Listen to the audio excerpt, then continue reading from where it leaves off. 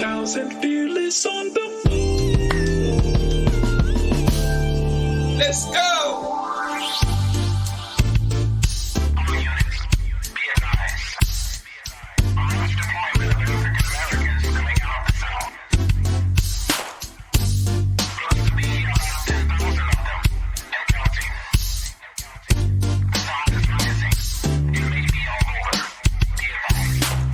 Deep in the delta where the willows grow, in the soil stained by the blood of my ancestors. Punch bowl voices call out to my soul for justice. The wicked will reap what they've sown. Spirit of Aziz is back on the rise. Soldiers in the delta kept it alive. Time to stand up, take our place in the sun. Understand the time and what must be done. 10,000 fearless on the move. 10K fearless. This is it. 10K fearless on the move. Mississippi.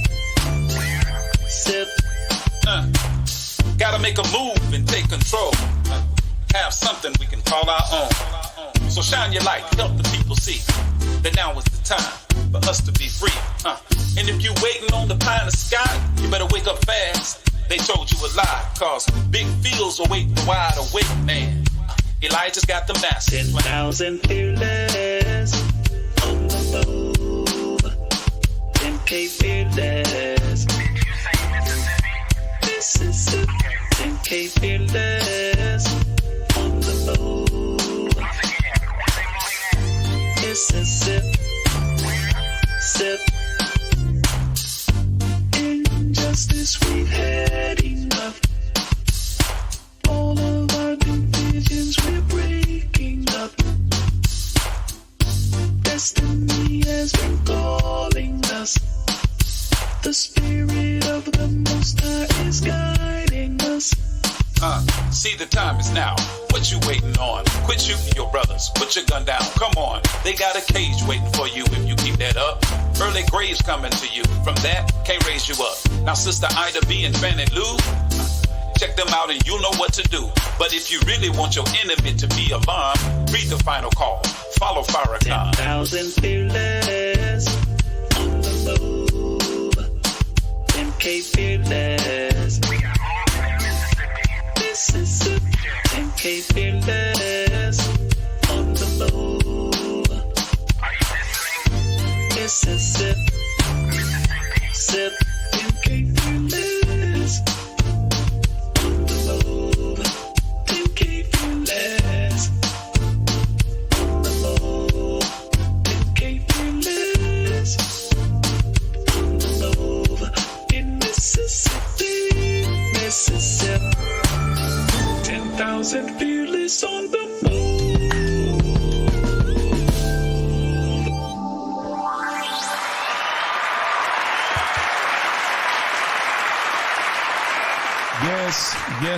Yes. Assalamu alaikum. Peace be unto you. And welcome once again to another edition of the 10K Fearless Tri-State Podcast. I'm your host, Brother Abdul Shaheed Muhammad. And we are so glad to be back once again. And please allow us to begin in the name of Almighty God, Allah, the Beneficent, the Merciful. We bear witness to the oneness of Almighty God, to the oneness of his prophets, and to the oneness of the scriptures that were revealed through them to the whole of humanity. Please allow me to greet you with the greeting words of peace in the language, the Semitic language of all of the prophets of Assalamu alaikum. Those words simply mean, may peace be unto you. Man, it's good, always good to be on this platform. And we have a very, very good program lined up for you this evening. We have a special guest that's going to be with us this evening. I met this brother this past weekend. I observed him and I listened at his story. And I want to introduce him to this audience and allow us to hear one of the voices from the Delta as we continue our Voices from the Delta series. These are people that are doing good work, exceptional work that mainstream media is simply not going to cover. So we have to assume the responsibility to shine light where it needs to be shown on those who are making the rubber meet the road, if you will, and doing good work amongst our people that needs to be recognized and needs to be seen and presented as an avenue by which our people can make progress to seek redress to serious issues that are happening in our communities, particularly in the Deep South. So again, I'm your host, Brother Abdul Shaheed Muhammad, and as usual, before we begin all of our broadcast, we always like to give you what I call axioms to help undergird our conversation. I see my sister Omega is on. I'm waiting on my brother. Stand by, sis. We just gonna have you muted there. I see my brother Marquell Bridges is on. Oh, here they come. Here they come. Let's do this. Praise the Lord. Praise the Lord. He's already ready, chomping at the bit and ready to go. And I'm certainly ready for you all to hear from our brother. But we got a few things to lay, a little groundwork to lay before we get to the 7:30 hour. We're going to be having our farm report coming from our brother William Muhammad down there in Louisville, Mississippi. Hey, we got to grow some food, man, because one thing about engaging in war, the enemy will shut down your kitchen if your mouth is in his kitchen. So the first thing you got to do is be able to feed your troops. So we take that seriously, and we're wanting to hear from our brother William Muhammad down in Louisville, Mississippi, and we'll be getting him on at about 15 minutes after. That's about 8 minutes away. But until then, we want to lay the groundwork for our podcast and for our conversation for tonight. And we use these axioms, dear brothers and sisters, guiding principles. And I like to begin with one from the Honorable Minister Louis Farrakhan, wherein he says, quote, "He who gives you the diameter of your knowledge prescribes for you the circumference of your activity." Second one I like to use from the Honorable Minister Louis Farrakhan, when he gives the definition of a slave. He says, quote, "A slave is one whose power and authority is ruled over by another and whose sphere of freedom is limited according to the wishes of his master." And we want to expand our diameter of knowledge so we can expand the circumference of our activity. And the only way to expand our diameter of knowledge is to come from underneath the tutelage of our slave masters' children. We can't take them as guides, brothers and sisters. We can't take them as those who teach and train us. We must recapture the narrative of our lives and seek to educate ourselves and seek information sources that will inform us in a way that it is in our best interest. And we don't want our power and authority ruled over by them. We seek the divine creator and we look to one another to do what it is that we must do, as the most honorable Elijah Muhammad has said to us, and being echoed by the Honorable Minister Louis Farrakhan. Brothers and sisters, we better unite and do something for ourselves before we have it to do. And this is what this podcast seeks to inspire in those who come on as guests, as well as our listening audience. Third one I like to give is from our dear brother Carter G. Woodson in his seminal work, Miseducation of the Negro, wherein he wrote, quote, "When you control a man's thinking, you do not have to worry about his actions. You do not have to tell him to go here or yonder. He will find his proper place and he will stay in it. You do not have to send him to the back door. He will go without being told. In fact, if there's not a back door, he will cut one for his special benefit. His education makes it necessary." Now, I'd like to give you one more from Dr. Martin Luther King Jr. when he quoted Victor Hugo in his Crisis in American Cities speech from 1968. Dr. King quoted Mr. Hugo, who said, quote, "If the soul is left in darkness, sins will be committed. The guilty one is not he who commits the sin, but he who causes the darkness." And I'd like to add to that, as the scripture teaches, what man having a light would hide it under the bushel basket? Where those of us who have been blessed to come into the knowledge of self and to gain a degree of light, but we must now in turn go and enlighten our people and awaken our young ones in particular to the cause of the liberation of our people. So there you have it. That's our axioms to get us started. As always, we want to make sure that we acknowledge those who take care of us, because those who take care of us, we certainly want to take care of them. So we're going to take, as we always do at the beginning of the program, to acknowledge those who sponsor us. We're going to take a quick break, and we'll be right back after these commercial announcements.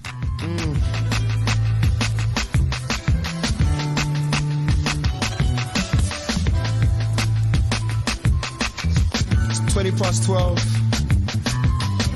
Chilling in the studio. Taking over the world. Assalamu alaikum.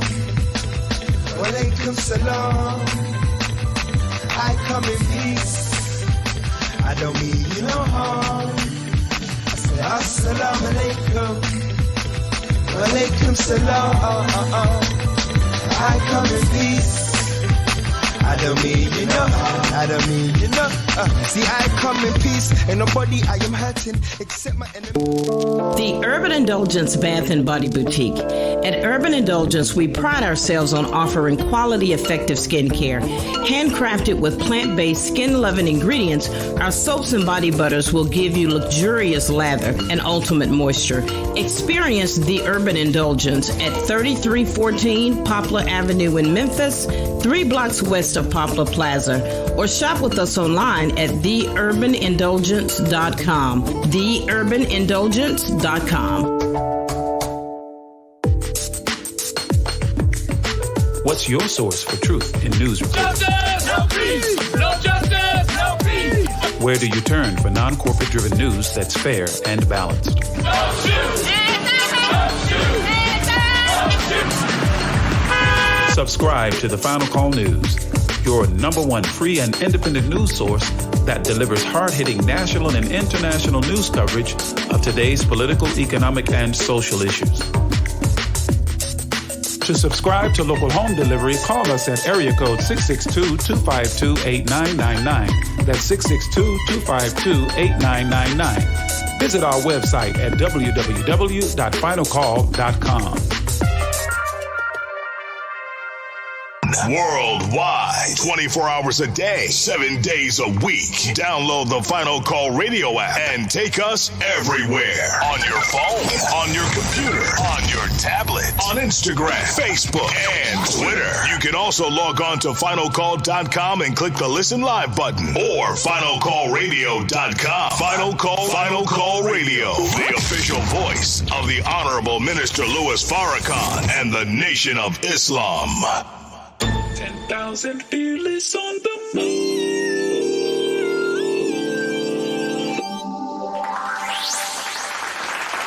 Yes, and we are back live. We are certainly back live at the 10K Fearless Tri-State Podcast. Once again, I am your host, Brother Abdul Shaheed Muhammad, and we expect in a very few moments here to hear from our brother William Muhammad, who will give us the farm report. So we'll know what we got in the ground, man, that's coming up of winter crops. Man, I'm looking forward to some lettuce, and my brother is on. He's a couple of minutes early, but that's all right with me. Brother William, assalamu alaikum. You there, sir? Sir, can you hear me? You're kind of low. You must be on your phone and not your wife's phone, brother. Yes, sir. I'm en route home from work, and I was hoping that, maybe my phone wouldn't act up today. But can you hear me any better now? Yeah, you're a little bit better, brother. I think we can hear you loud enough, but on the post-production, I'll turn it up before we post it to the website so the people can hear you nice and loud. But I think we can make it with where you are right now. Go ahead, brother. What's going on the 7 acres we got under cultivation there? Yes, sir. Right now, we still getting ready for the start planting the fall crops, so we're trying to get the ground ready. As you know, last week it was hot, and then I had the issue dealing with the death of my mother, which put me on hold for a minute. But all praise is due to Allah. I'm able to bounce back and try to get back on the move. So that's what we're doing right now. We're getting ready for the fall crops, planting season, and also I wanted to say something about the seeds. Go right ahead. Yes, sir. Right now, we're trying to encourage people, despite of whatever you have to grow something on, whether it be a raised bed, maybe a lot, something beside your house, behind your house, in front of your house. Get you some seeds, and if you can, get those heirloom organic seeds that are openly pollinated. Sometimes you can buy the fruits and vegetables from the store. They may have seeds in them, but they may be the terminator seeds, meaning that if you plant them, they will not grow. So if you can get you some heirloom seeds that are organically, grown rather, that are openly pollinated, that'll be your best out. Yes, sir, man. Heirloom seeds. That simply means seeds that are not genetically modified by people like Monsanto. And, you know, Monsanto has gotten a foothold in Mississippi, and they are contaminating the land. So, brothers and sisters, whatever land that we have access and available to us, we need to avail ourselves to some good heirloom seeds, begin to put something in the ground, because with these weather events, it's going to affect crops, yield, and, of course, the price of food is already soaring. You just wait. It's going to get worse. So what else you got, my brother, before you part? Well, that's basically about it for right now. Like I said, we're just trying to get ready to start that fall planting season, and hopefully God will bless us to be able to produce a nice yield. Praise be to Allah. Brother William, man, once again, thank you so much. Once again, our heart and our condolences go out to you on your loss, my brother. Make sure, of course, you know how I am, Brother William. I love you, man. I really appreciate what you do.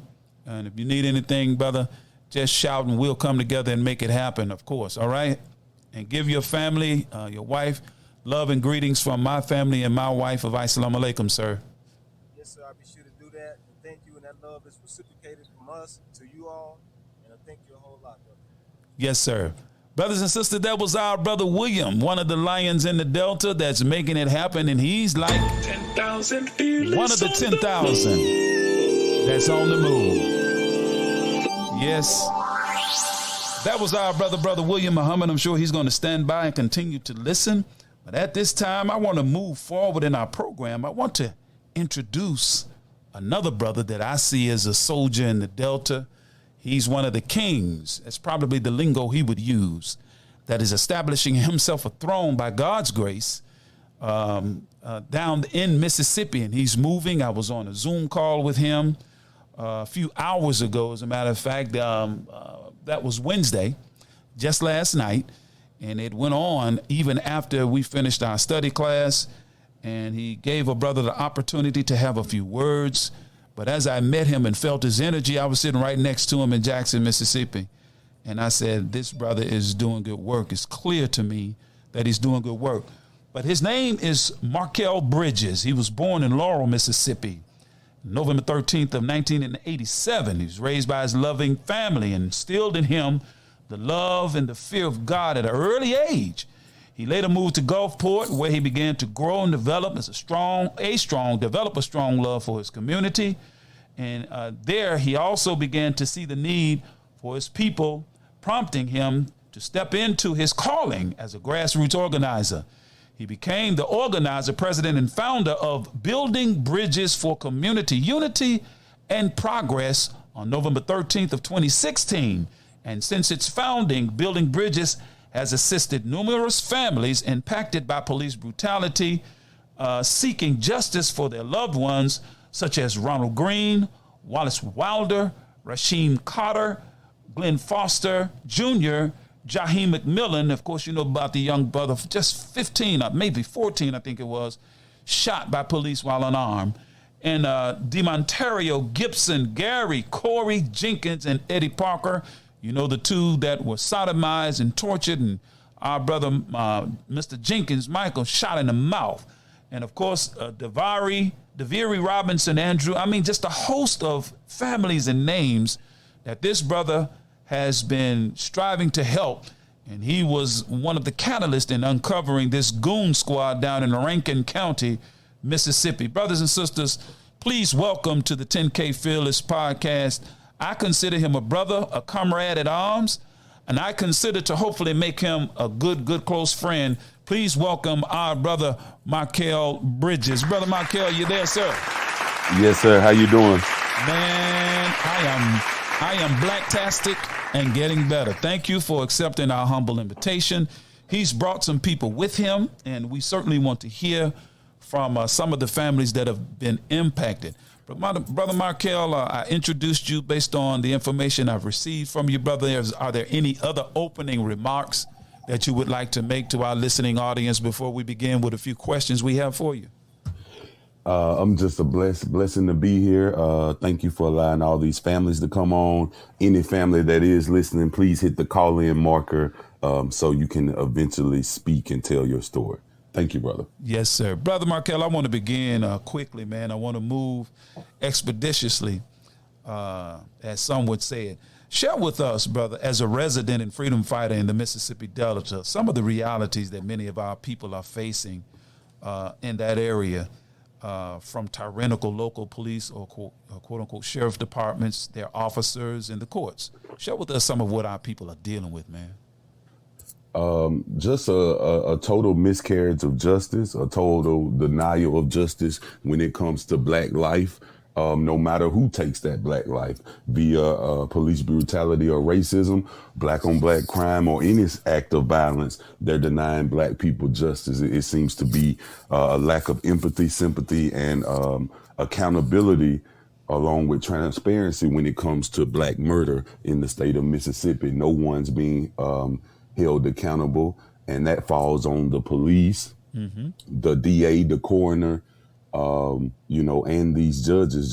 Just a state of corruption. We know this from Emmett Till. Nothing has changed. 68 years, still no justice for Emmett Till, and these families are still going through the same thing today. Wow, I'm glad you connected those dots, brother.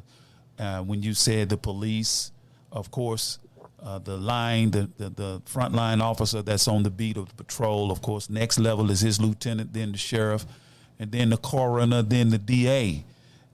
Share with our people, brother, how the dynamics of that. It sounds as though you know that. I know it because professionally that's what I do. In order for those kinds of atrocities to make their way beyond the justice and people not get justice, those entities you mentioned have to work in concert to ensure that the truth is covered up. Am I right? Yes, sir. Definitely. It's a lot bigger than most people would think, and often it's just pointed at the police department. But if you ask these families, these impacted families by this violence, by this police terror, all of them were denied the autopsy, bogus autopsy by the coroner. It take months. Jaheim McMillan's mother still haven't received an autopsy report for her son. It took months for the coroner to turn over a box of bones of Rasheem Carter. Wow. So they're withholding this evidence and making time go by so these families cannot get a second autopsy to prove what happened to their loved one, in an effort to stop any kind of accountability, whether criminal or civilly. They're obstructing justice. Yes, sir. So in other words, they know it's time sensitive in terms of the value of the evidence, and it devalues over time, which makes it even more difficult to determine the cause of death. That's what I'm hearing, right? Yes, sir. Correct. Wow. Yes, sir. So, brother, now, we talked briefly when we were in Jackson, Mississippi. We exchanged information, we exchanged numbers, and my spirit told me, especially when I got off of the Zoom call with you and those dear brothers and sisters, I got to be honest with you, brother, Marquell, my feelings were hurt last night listening that our women in particular, man, pour their hearts out and proverbially pulling their hair out, because it's as though they don't have any means by which to seek redress to what's happening to them.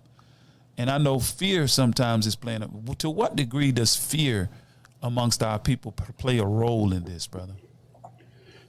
Fear plays a major role in keeping the aesthetic of white supremacy in the South in all of these cases and all of these different incidents. That's why I always commend my families who are brave enough to speak out. There are plenty of cases that would be considered easier than others, easier to prove, and yet some of these black families just choose to keep their head down and say, "Oh, well, we just don't want to be bothered with the hassle. We don't want to become a target. We don't want to deal with the intimidation or, the difficult fight that it takes to get justice." So it gets swept under the rug often, way more often than one would think. If you look at the Michael Jenkins case, yes, sir.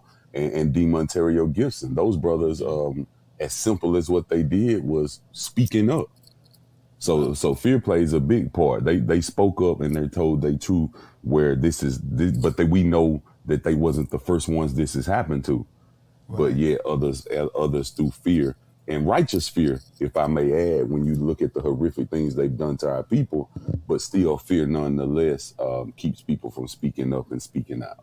Right, and I can bear witness, brother, because I didn't in your bio that you gave me. You listed the names of people from families that you've been working with. I didn't even get through the list, brothers and sisters.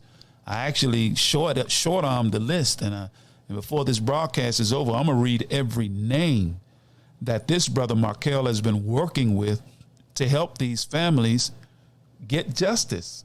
Something that's very simple, really, that should be simple, is almost impossible still in 2023 in certain areas of this country.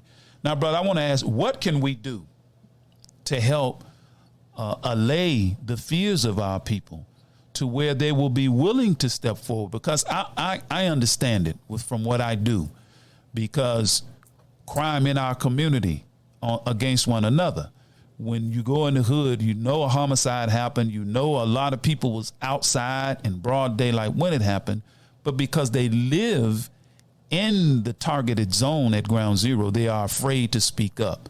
What can we do collectively, in your mind, brother, to help, stem the tide of fear amongst our people to speak up? But I'm really, really glad you asked that question. Believe our people. Care about our people. Two survivors. I don't often deal with victims who are still alive, so I thank God for Michael Jenkins and Eddie Parker and DeMonterio Gibson, because I've been able to learn a lot. And Antoine Glover. And their first thing they told me was, nobody believed me. Uh-huh. They were attacked by their own people. It's not the white supremacists who are coming out and attacking us when we tell these stories. When I told Michael Corey Jenkins, it was other black people saying, oh, that ain't true. That can't be true. That didn't happen. Targeting them, sending them discriminatory messages on social media, just anything to deter them from speaking up when they're already going through so much. So my first thing to combat that fear would be, believe our people when they're brave enough to say something, when they're brave enough to speak out.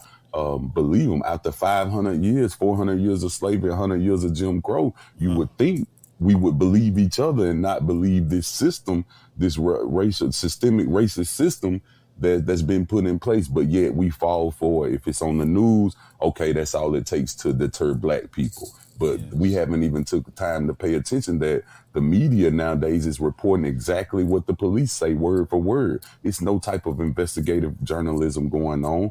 The best investigative journalism that I found of our time is The Final Call and Newsbreak. Other than that, you're not getting any type of objective from both sides or what the family says. Go look what the family says when these things happen. Don't just believe the police. Just don't believe that narrative, because they're trying to, for one, from the beginning, they're dehumanizing and criminalizing the victim and putting their narrative together so they can wiggle out of any kind of accountability. So go check what the family, the mother, the brother, the siblings are saying that happened. Even if the victim, if by God's grace he survives, go listen to them rather than just taking in one story. And I believe God gave us the wisdom and the common sense that we can put it together and come to a conclusion of what makes sense. Man, beautiful, beautiful, brother. And thank you, man, for mentioning The Final Call. The Honorable Minister Louis Farrakhan, brother, is very meticulous about that newspaper in terms of the information output. We want to make absolutely sure that the truth is put out and it's not corporate driven. We don't have corporate sponsors, so we're not beholden to corporations as it relates to what we can and cannot say. We're supported by the people. That's why you hear those commercial jingles. We're employing. I'm trying to get 1,000 people in Marshall County to subscribe to The Final Call. So we would greatly appreciate it. It's not about the money per se. It's more so about us creating our own places and spaces whereby we can control our narratives. That's what this podcast is about. I established this on my dime. I do this for free, and I'm going to keep doing it as long as I can. Because we need places and spaces, brother, where we can bring brothers like yourself before the public, and we can have it documented, and people can go listen at the replay. They can download it. We don't charge anything for you to download this. So go to our website afterwards. Let's get to a little more before we get to some of the people that's on. It's just 7:30, so we're making excellent time, my brother. As you see it, before I get to that, the 6 officers who are responsible, 5 of them Rankin County officers, and 1 of them, I can't remember what police department he's from, but I know he's not from Rankin County. They've pled guilty. Ridgeland. Richland or Ridgeland? Ridgeland Police Department. Yes, sir. Now, they've pled guilty. Now, I know how this goes, brother. You know, most of the time when an officer pleads guilty on the front end, he does that with the expectation of some kind of leniency when sentencing rolls around. So what is the likelihood in your mind, brother, of them getting a punishment that's commensurate with the crimes they've committed? Well, first we have to point out the fact that the state of Mississippi never wanted to charge these officers. Mm-hmm. The state, we were reaching out to the attorney general and to the local, the chain of command first. Right. The chief, Brian Bailey, the sheriff Brian Bailey, he knew, everyone knew, and yet they refused to fire, charge, or hold these officers accountable. So in this instance, in this one and only instance, I would like to commend the new branch of the DOJ and the federal government for stepping in. But we have zero faith in the state of Mississippi to hold these officers accountable, these racist terrorists accountable. We see in the beginning, it appears that they have a bunch of years, but the state has suspended. If they gave them 20, they suspended 15 and 10 and so to that nature. And with it being 65%, the new rule, a year or two, they'll be home. So we're praying and trusting God that the federal government does a better job with their sentencing in ensuring that these terrorists doesn't get back on the street. Good God Almighty. Brothers and sisters, did you hear that? See, that's why I asked that question. So is there anything that we can do to bring pressure to bear to ensure that they get something that's a semblance of what they should get by the state of Mississippi? Or is that a lost cause, or is that completely in the hands of the judicial system and those who will adjudicate the case? Well, the power is always in the hands of the people. Sentencing is November 14th. Okay. We got to pack out the courtroom inside and outside and make them aware that it's a lot of our people paying attention to this, and this is just not going to go how it usually go. Okay. But if we just let it go like it usually do, when it's a closed proceeding where they give them their sentence and we don't even know they done got out and made it home, similar in the Dante Wright case where she only got 2 years. Whoa. And back out on the streets. So we got to actually show up and stand and say, nah, we're not going to take anything. Show outrage, make the emails, make the calls. When we put out these call to actions, you have to participate. You have to email the judge, email the district attorney, email the attorney general. Don't say nothing threatening. Be conscious of the laws of the land, but it's your right to email them and voice how you feel about the situation, which will make them more inclined to give the correct sentencing if they know people are paying attention. Yes, sir. Well, brother, I would like to say that we would like to help in any way we can to bring awareness to this date, this sentencing date, and hopefully, brother, someone can organize an emailing, a call, or maybe even bust some people in, because this, in my mind, brother Marquell, this is a watershed moment, as brother Malik Zulu was saying in Jackson. This is the first time in history that a white officer has been held accountable for taking a black life, and this has always been one of the stratagems, particularly in the Delta. It's to keep the social order the way it is. They would always arbitrarily hang a black man. They hung us back in the day, just on GP, to keep the rest of us in line. But they do the same thing, but they frame the mischief by law, as the scripture says. Okay. So, brother, look, I want to ask you, how do you see, or what is it as you see it, that we must do in our generation, brother, to give our people that's coming behind us a better advantage to produce a better life for themselves, first of all, and also not to have to continue this kind of fight. It's what can we do to force them to respect our lives? And I have in my mind, but I want to hear from you, brother, because other communities don't just get treated the way we do. There's a level of respect. There's just certain things they're not going to do, particularly to members of the Jewish community. What is it that we must do? First, I hate to sound cliche, but the first thing is our people perish from the lack of knowledge. So where our grandparents and grandfathers and forefathers passed this information on down to the next generation about what's really going on out here. The reason I am like I am is my grandma, my uncles, and my parents taught me about having to pick up their food from the back of Burger King. My grandma talked to me about walking from school and having white men trying to drag her in the woods and rape her. I was force fed these stories, whether I wanted to hear them or not, about how they really felt about us. So that education, along with a political education, along with an economical education and a voting education, exhausting all measures, and along with our 2A and our self-defense of the black woman and our black children. It's not a end all be all, a right answer. It's a lot of steps to be taken. I know on the call last night, you spoke to withholding our coins from these people. That's an excellent tool. We have to use every measure that's in place to ensure that this and stop this from happening. So it's education first, then it's using our economics to fight, it's using our political voice to fight, and then not being afraid and that fear you spoke of to stand up and, for a lack of better words, in the words of my young people, bust that iron if someone comes trying to mess with you and your family. Yes, we can't be afraid, and we got to stop feeling like we're wrong for defending ourselves. I'm not advocating for violence, but I do advocate for self-defense. And we cannot be afraid or ashamed to defend black children, to defend black women, or defend black men. We have to do that proudly and be proud to do that, like the Black Panthers, like the FOI, and like our forefathers before us done. Otherwise, we're just talking. That's right, brother.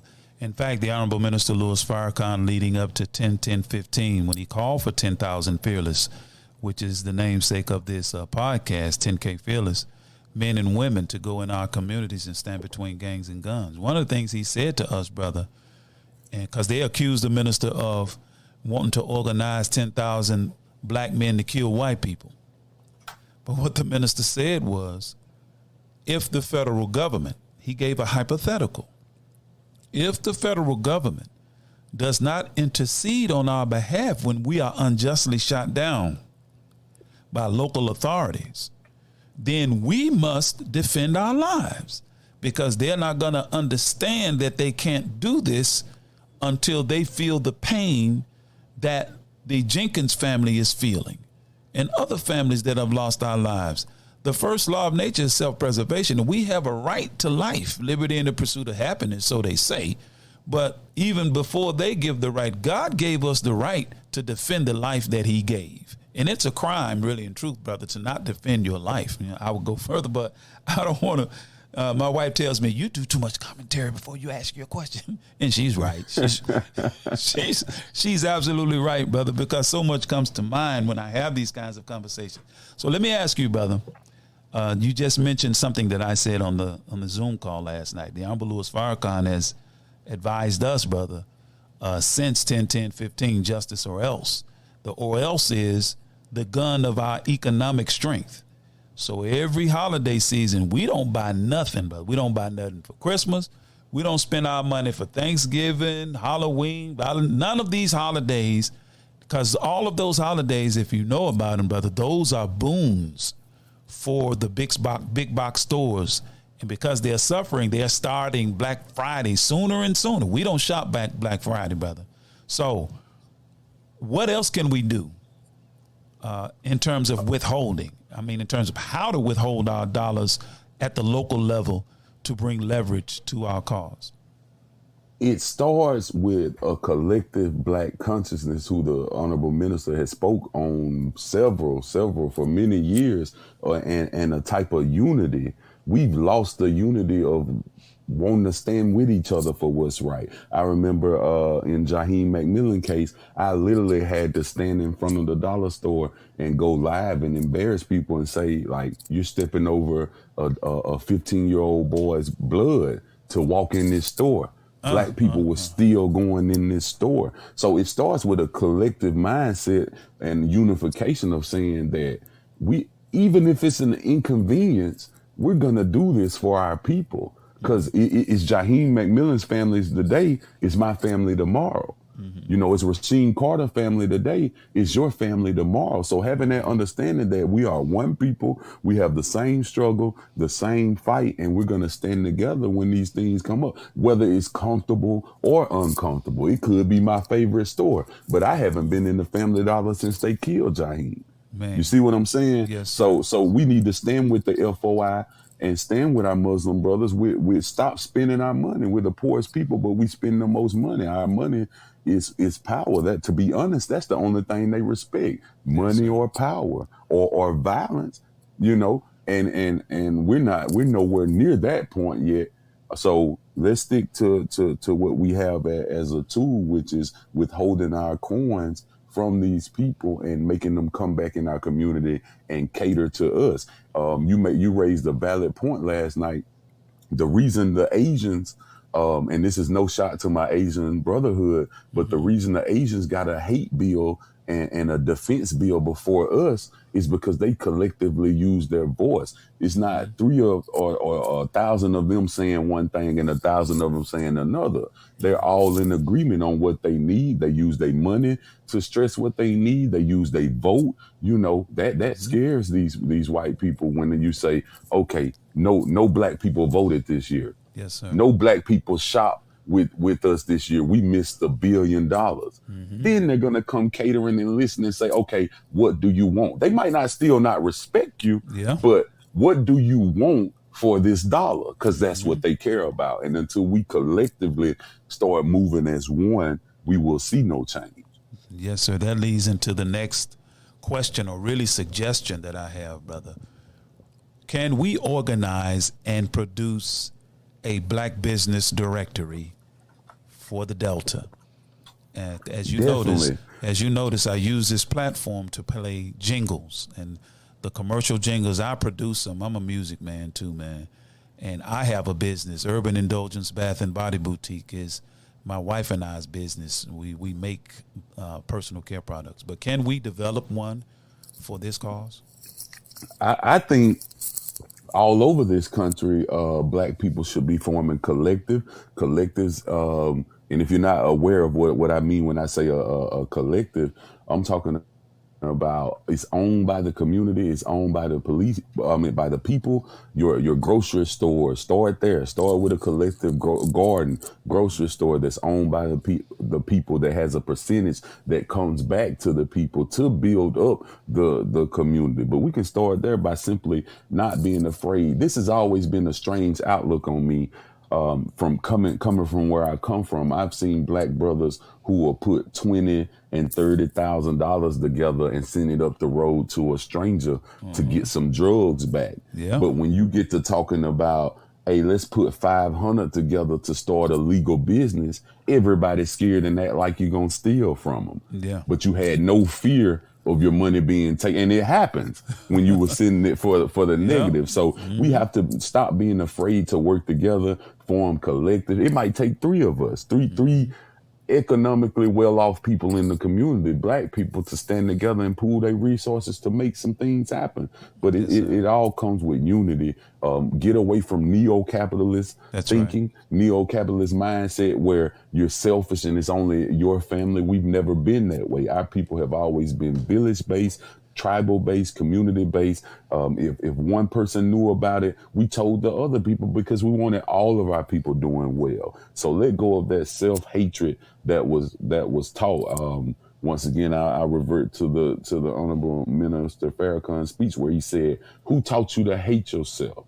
Who taught you to think like this? You see, get away from their indoctrination and come back to the community of people, this village mindset where we all just help each other and protect each other and stand with each other."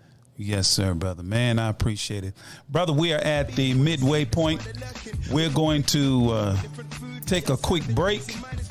And we're going to play these jingles for those that support us. And we're going to come back. We want to hear from these families that we got on hold. So, Brother Marquell, if you would just stand by for a few moments, and we'll be right back after these commercial announcements. Yes, sir. With the iron, he's the one who is arrested for the same dirty job. After you get a sentence in the prison, full stop. It's your brother who knows and overstands your grind. Your brother has the same pain sitting in his mind. Ignorant and blind, we divide by these different ends. We can come together and just fight for these dividends. Look, do you want your own demise? Do you know that this is all by design? What, you think it's a coincidence that all around the world we're the biggest ones dying and we're filling up the jails, and still we own nothing, not the clothes on our back, and we go through all this suffering for the fact that we are black.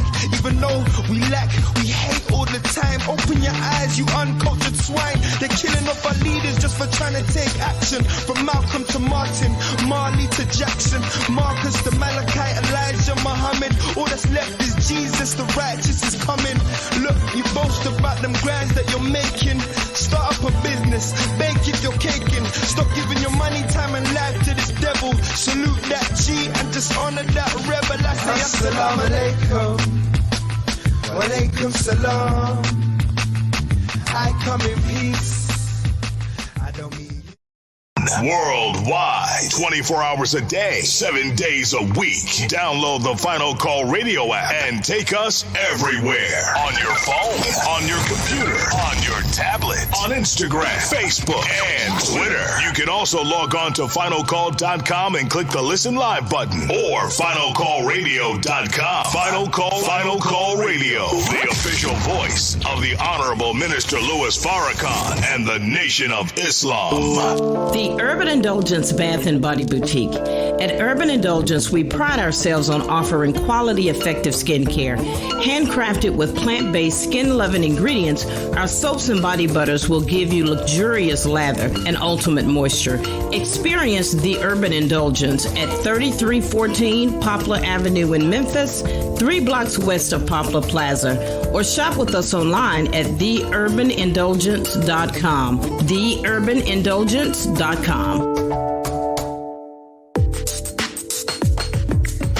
What's your source for truth in news reports? Justice, no peace. No justice, no peace. Where do you turn for non-corporate driven news that's fair and balanced? No shoot. No shoot.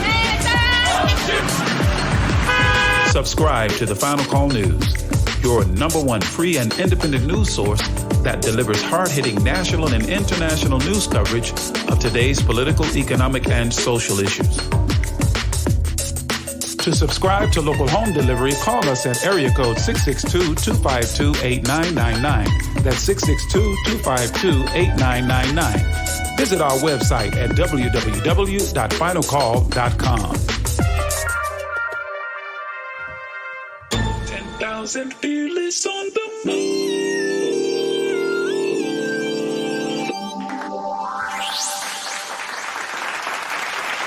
And we're back live with the 10K Fearless Tri-State Podcast. Once again, I am your host, Brother Abdul Shaheed Muhammad. We have on live our brother Marquell Bridges. Man, it's been a wonderful conversation, and I certainly appreciate our brother accepting our humble invitation. Now, I know there's some other families on you've been trying to get on. I just saw someone try to get on. Dear brothers and sisters that are on with Brother Marquell, go ahead and hit one of those circles to get yourself on, and I will certainly let you into the queue. There are 4 open spots for people to call in to the call-in feature on Podbean. Just press it, and you should. There's one. That's an invite. That was Brother Glover, I think, Antoine Glover. I just accepted your invitation. Brother Antoine Glover should be. Yeah, there he is, right there. Just stand by, my brother, and we will certainly want to hear from you. So. That's brother. Do you see Mona Hardin, Ronald Green's mom? She's trying to get in as well. Okay, I see Tarsha, Sister Tarsha. Let's see, hold on. I don't see a Mona who? Say that again. Mona Hardin. I don't see a Mona Hardin. Now, some of these, if they didn't put their name, they have to create a user login and password in order to, but hold on, let me scroll a little bit. Mona. All right, Mona, where you at, Mona? I'm gonna find you, Sister Mona, because our audience needs to hear. I see you, Marquell. I see Lumumba. And Miss Tasha Clark is Rashim's family. Okay. So please hit the call-in button, one of the call-in spots, Miss Clark. I see so Miss you can Tasha speak as well. I just sent her an invite. Accept that invite, Miss Tasha. And Miss Mona say she's on number 4. Number 4. Number four. I don't see. Yeah, I just texted. She said she's on number 4. Wow. She texted me and said she's on number 4. Okay. If you can, try to hit another number, Miss Mona. Try to hit 6 or 7. Yeah, hit so 6. I believe I'm 4. So yeah, you're on. Try to hit 5. Hit 6, 7, or 8, Sister Mona. And Miss Zahiris is the family from Ville Platte, with the no-knock warrant and just a horrific situation. If you can, Miss Zahiris, you hit a number 2. I just hit her. The families to definitely be able to speak and tell your stories. Yes, Miss Zahiris is on number 6. Got you. So I got 2 spaces left. We're just waiting on Miss Mona Harden, Ronald Green's mom. Okay. If we can get her in, it's complete. Definitely, brother. Definitely. Well, we She can. just hit. I'm tapping. It's not going through. So that's her. If you could send her an invite. Okay. Well, it didn't come up on my dashboard. When she taps the circle, it should come up on my dashboard like Miss Zahiris just did, and Brother Antoine. I just told her to hit number 6. Yeah. Well, tell her to hit number 7 because 7. Okay. Yeah, number 7. Zahiris is in number 7.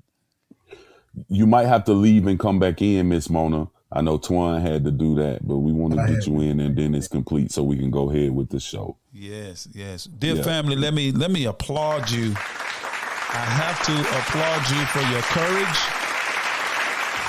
Brother Marquell, for your tenacity and the fearlessness that God has put in you. Dear family, the scripture says, resist the devil and he will flee from you. We live by that in the Nation of Islam. The Honorable Minister Louis Farrakhan, that's why we love him so. He has the fearlessness of God in him, but he also has the love and gentleness of God. I've met him personally, face to face. He's one of the most humble men that I've ever met. But good God, you don't want to get on the side of falsehood and lying, because he becomes like a lion, and that's why we using. I just let somebody in. You should be coming in. That's her. She just joined the room. XHBWI. Yeah, that's her. That's Miss Mona. I don't know why it's saying that, but she just came in. So if you could add her to one of the call spots, we're complete. Yeah, I just accepted her, but she didn't pop up on the dash. You said she's XH. If you look in the comment section. Yes, I see it. XHBWIISI. I see her. That's her. If you can send her an invite some way to be on. Let me find her on the dashboard. Click it again, sister. Click number 7. The circle that has no one in it. It should be number 7, or try number 8. And you should come up on the dash. Now, if she should be logged in. She has to be logged in now. User ID and password on the Podbean app to get on. Okay. She says she only sees 6 and 7. Click 7, sweetie. Excuse me for calling you sweetie. I didn't mean that. I want to be disrespectful. Click number 7, ma'am. It says not responding. She says not responding. Let me see if I can find you over here in the queue. Dear family, bear with us. We're going to make this happen. This is important to us and to our community, to our people. We have to see this for ourselves, what's happening down here in the Delta. I don't see. Good Lord. Lord, help us, help us, help us. Technology is beautiful when it works the way you need it to work. But when it doesn't, Brother Marquell, I tell you. Okay, God, we're going to have to get her on.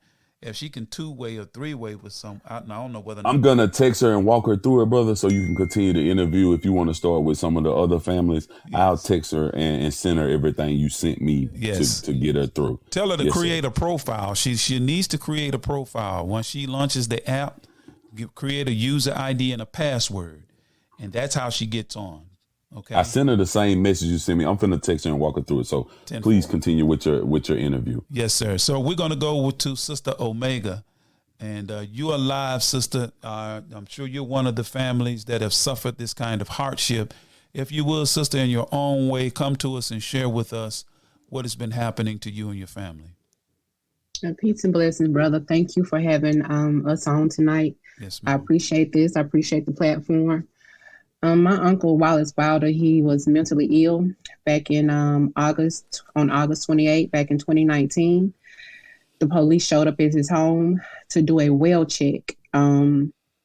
He lived in a very small community, Gordo, Alabama, where everyone knows everybody. And if there was anytime any issue ever arose, our family was always called, whether they called my mom or any other siblings.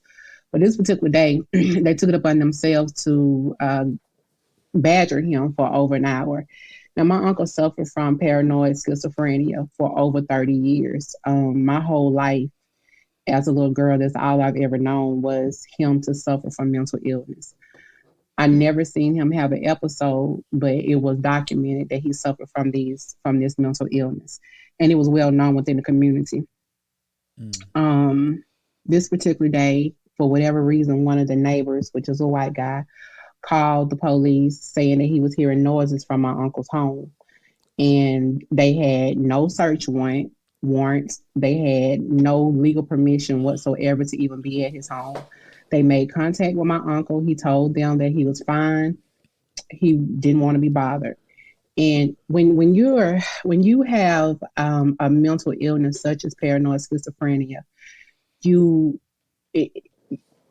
have to approach them with ease, because you will cause agitation. And so that's what they did on this particular day. He was afraid. He was afraid for his life. He wasn't threatening, but he was afraid. He was afraid. They kept telling him to come outside. He was afraid that they were going to kill him, obviously. So they eventually broke down his door. And you can see on the video, we have the body cam footage. It's posted on my Instagram and Facebook page, where Todd Hall, which is one of the active shooters that possibly administered one of the fatal shots. You could hear him saying something along the lines that he'll shoot him between the eyes. Good God. And eventually they did just that. Not necessarily between the eyes, but they shot him a total of 6 times.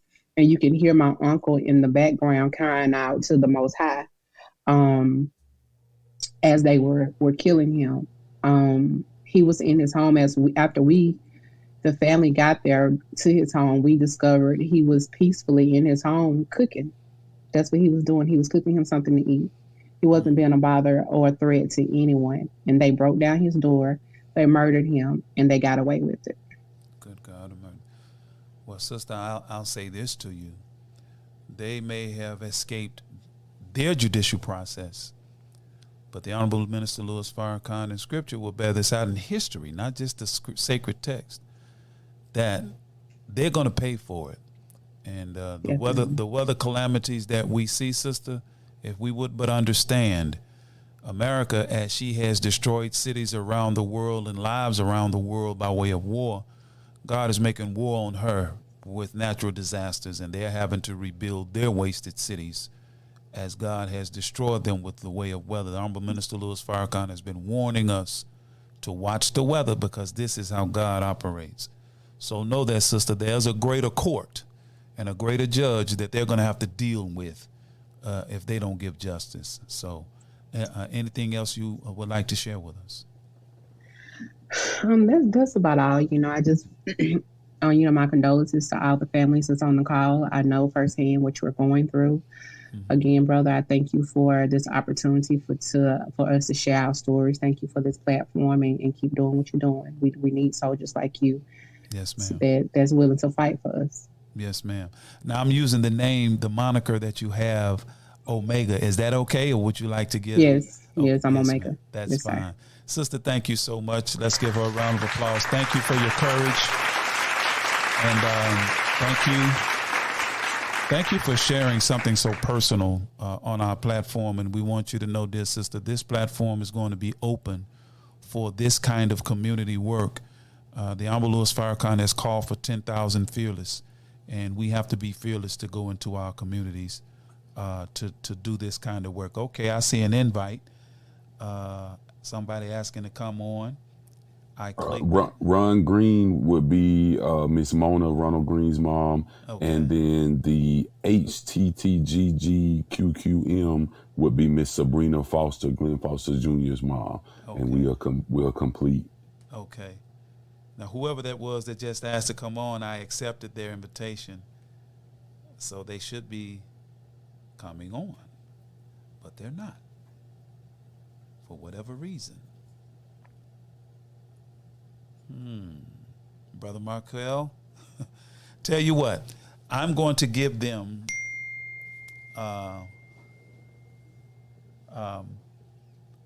if Brother William, if you could just listen and log off of the dashboard and just listen through the actual app, that will open up a spot for those 3 persons that are going to come on. If you would be so kind, dear brother. That's our farmer who gives us the farm report, Brother William Muhammad.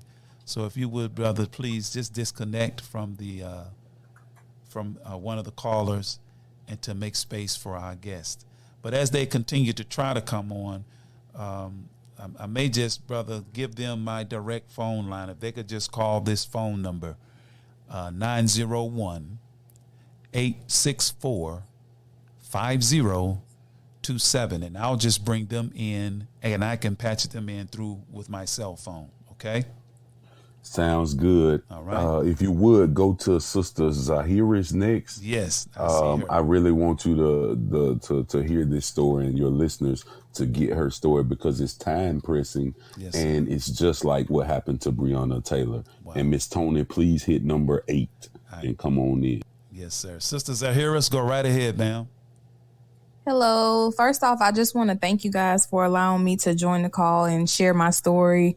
To the other families that are on, I just want to apologize that, you guys are even having to go through what you went through, and we're even having to come on here to share our stories in this moment.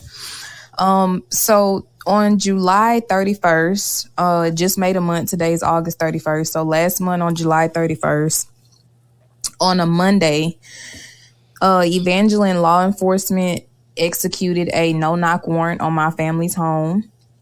The people that lived in the home was my mother, my stepdad, my brother, as well as his girlfriend. When the officers entered, they did not announce themselves. They came in shooting. In the process of them coming in and executing this warrant and the shots being fired, my mother was shot in the face. Our stepdad was killed, and an officer was also killed. They are now trying to charge my brother with first-degree murder for the officer. So, again, we lost our stepdad. My brother is currently in jail facing first-degree murder charges. And my mother, due to this incident, she was in ICU for a couple of weeks. Where she was shot at was in the face. It fractured her tongue.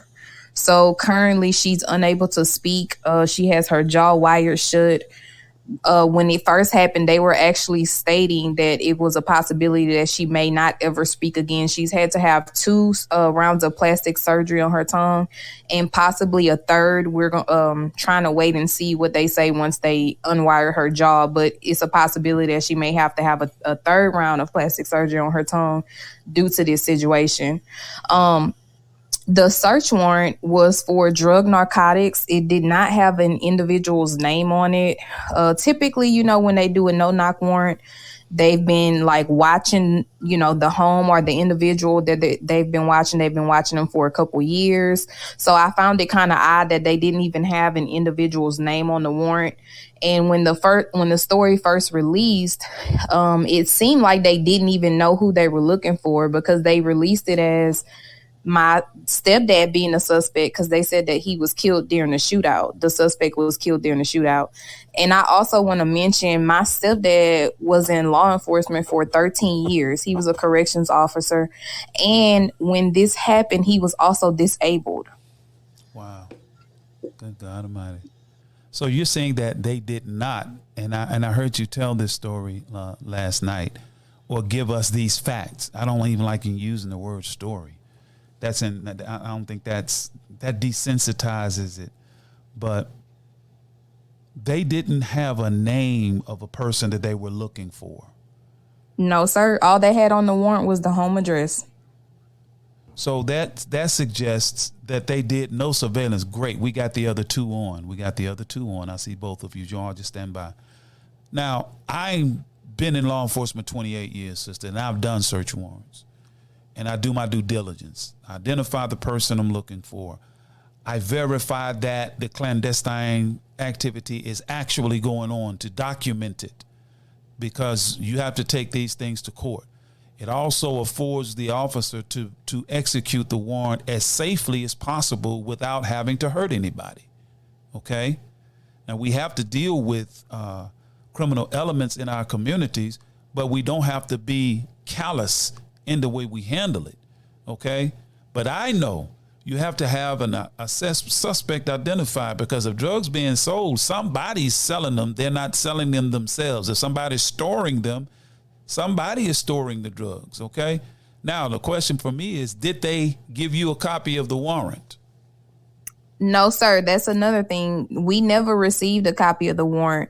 And when I went to the court, I went to the county clerk as well as the sheriff's office to request a copy, because it was never served to my family.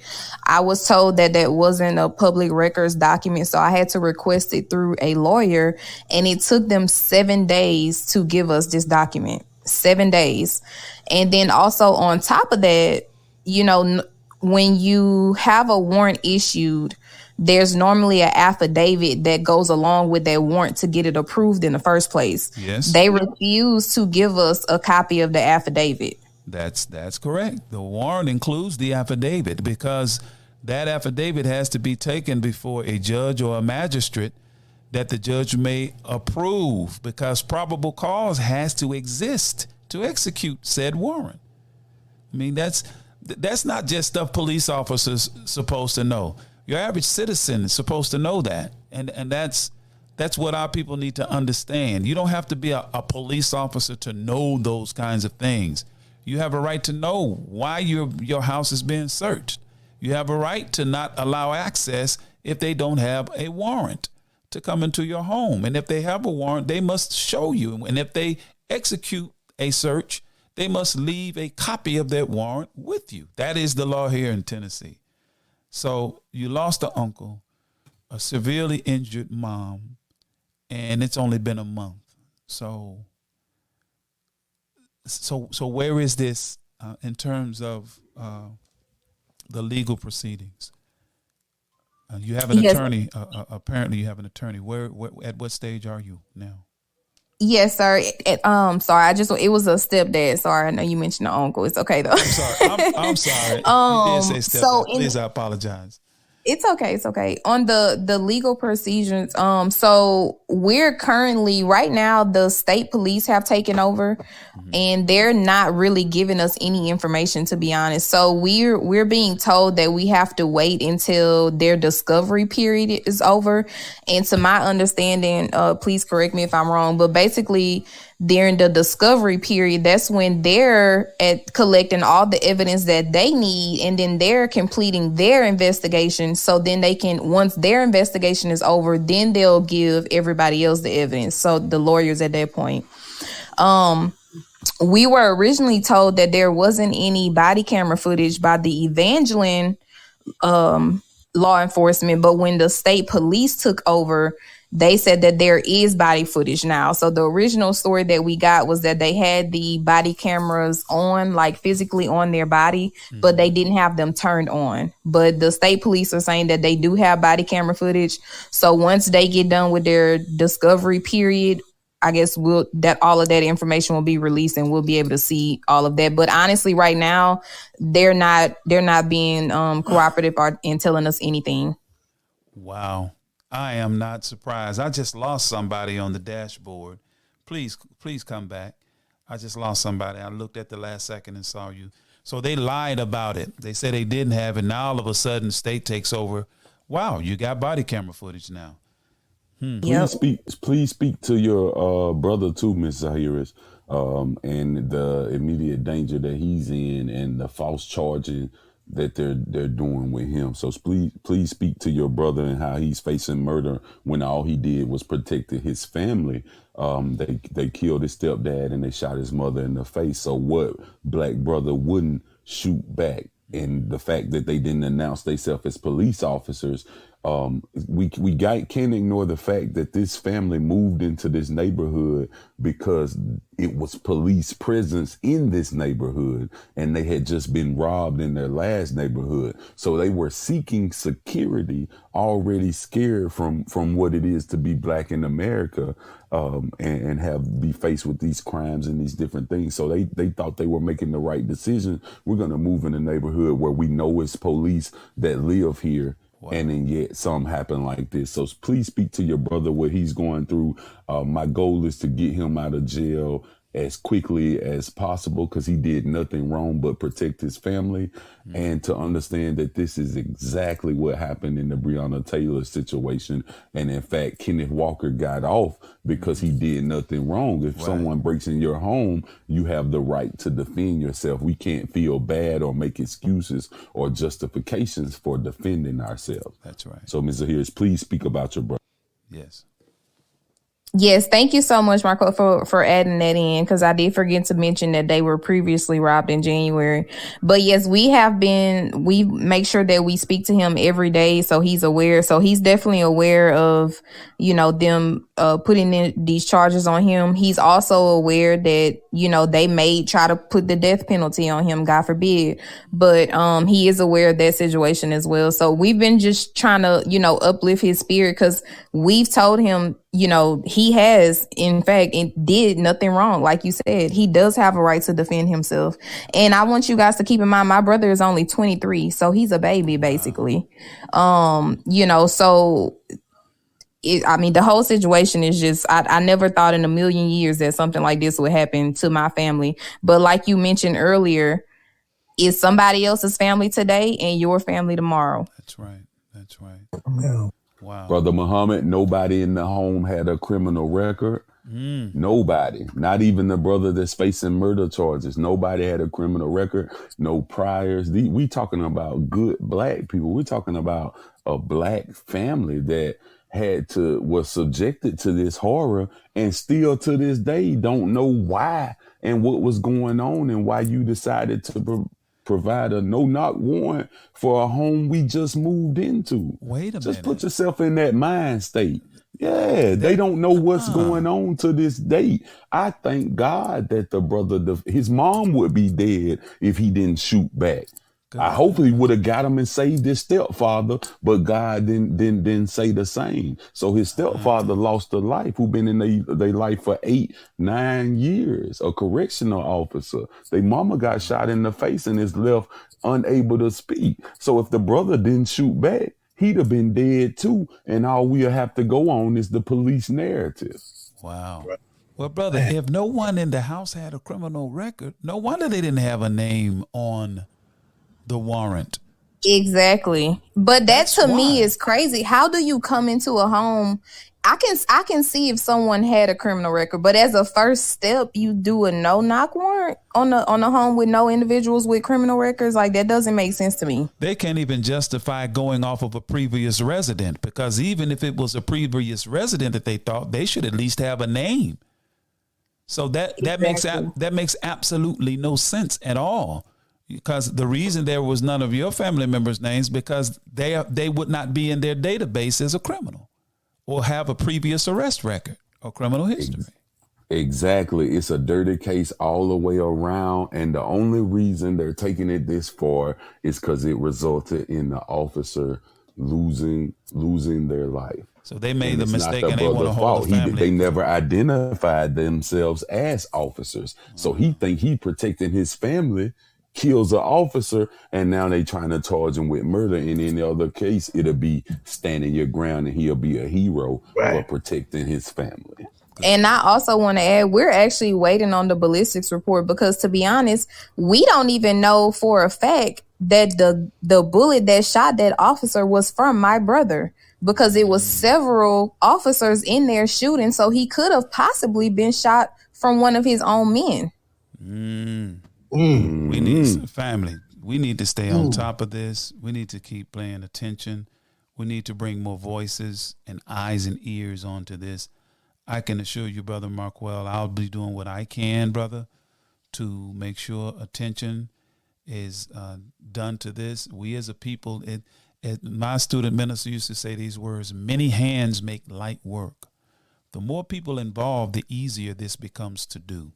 And none of the weight rests on any single person and overwhelms them. So, dear Sister Zaharis, thank you so much. Thank you for your courage. Thank you for your tenacity. Thank you for your faith and your strength and belief in your Creator. And Sister, we stand with you, and our prayers are with you and your family that you can stay the course and will ultimately get justice for your family. All right. Thank you guys so much. Yes, ma'am. We love you, Queen. Yes, ma'am. We love you, sis. Let's move to Brother Antoine. And, But before you go to Antoine, okay. he understands. My brother is a survivor. Could you please go to Mona Horton, Ronald Green's mom? Okay. And let Antoine close it out, because he actually survived police brutality. But we want to give the opportunity to those who can't speak. Okay. To speak first. Got you. Thank you, brother. Thank you. See, I needed you on here, man, so we can go in the right order. Brother Green. Or Miss Green, go right ahead. Hi, can you hear me? Yes, ma'am, loud and clear. Go right ahead. Hi, evening, and thank you. Good seeing the family here. Thank you for this platform. This is humbling.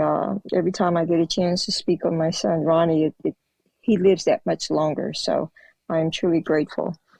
I come here to speak on my son, Ronald. Ronald Green was killed by Louisiana State Troopers. This is May 10th of 2019. So it's been well over 4 years back. And the original call was that after a high-speed chase, Ronnie was in a car accident. His car hit a tree, and he went through the windshield, died on impact. That's what we were told. And almost within hours, mind you, he's in Monroe, Louisiana, where this happened, and I was in Florida. That's where I currently reside. So me and my daughters, we were looking for procedures, how to bring Ronnie home. So we went to funeral homes here to see what are the procedures, what do we have to do to bring him home. But within that course of time, we were calling state troopers.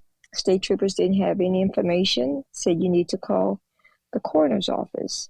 Mind you, within hours after that first call, I have a grandson who lives out there.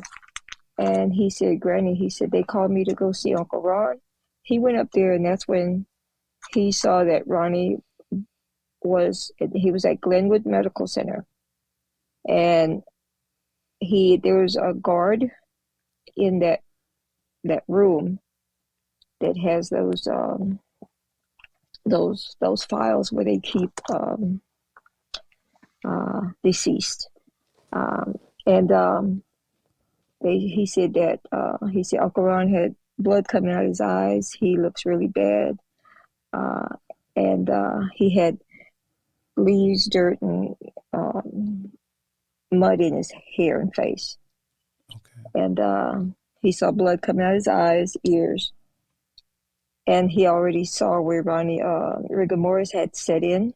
And one of Ronnie's arms was already was behind his back, but it was the stiffness had set in his joints.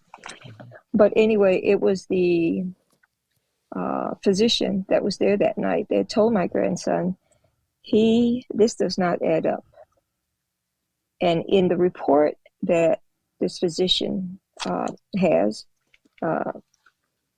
it states that how he saw Ronnie, what he saw, and the reports that the officers wrote, they just didn't match up. None of it made any sense. It didn't add up. And he also saw taser prongs in Ronnie's body. So he knew immediately it wasn't from a car crash. My God. And we were there, me and my daughters, we drove up from Florida to Louisiana. We were there a total of 9 days.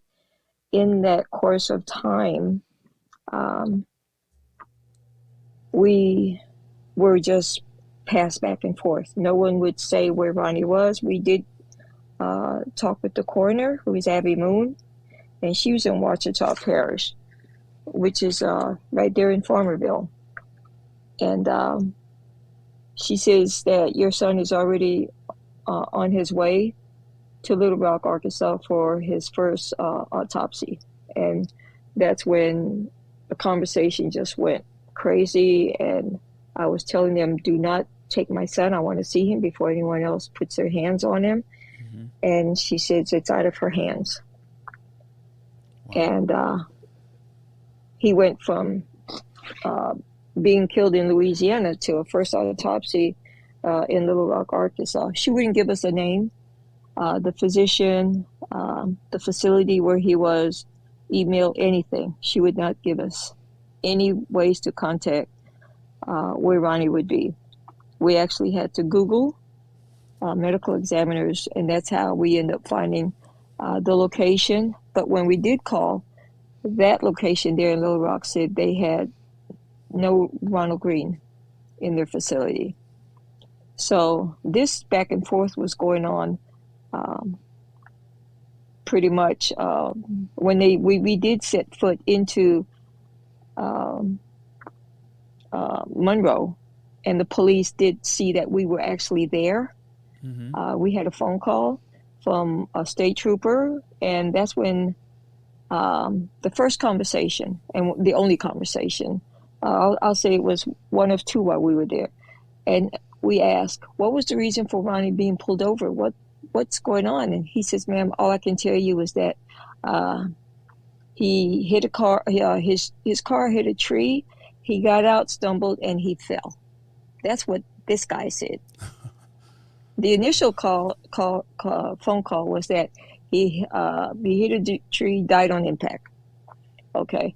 So that was the first one. He was really upset because we kept asking, but why were you pursuing him? What was the initial reason for this? And he got really aggravated. He got pissed off really fast because we wouldn't stop asking, but what could it be? Because he said it could have been a broken taillight, registration off. And he was just throwing anything in. And it was left like that with no answer. Mm. And so first he died on impact, and then now he hit a tree and got out and ran and stumbled and fell. Definitely. Yeah, all that stuff came in after, yeah. It's difficult for her to talk about Ronnie. So I just want to clarify for the listeners that this family and the public of Louisiana was lied to by Louisiana State Troopers, Troop F, for 14 months. 14 months, a year and 2 months. And they were told that Ronald Green died in the car wreck. It wasn't until a whistleblower that released the video, a black officer named Carl Cavalier and a true investigative journalist, who I'll let Miss Mona name the correct people, released the video. And in fact, we see that he was beat, tased, drugged while prone, face down, hands shackled, feet shackled. They stepped on him like a dog.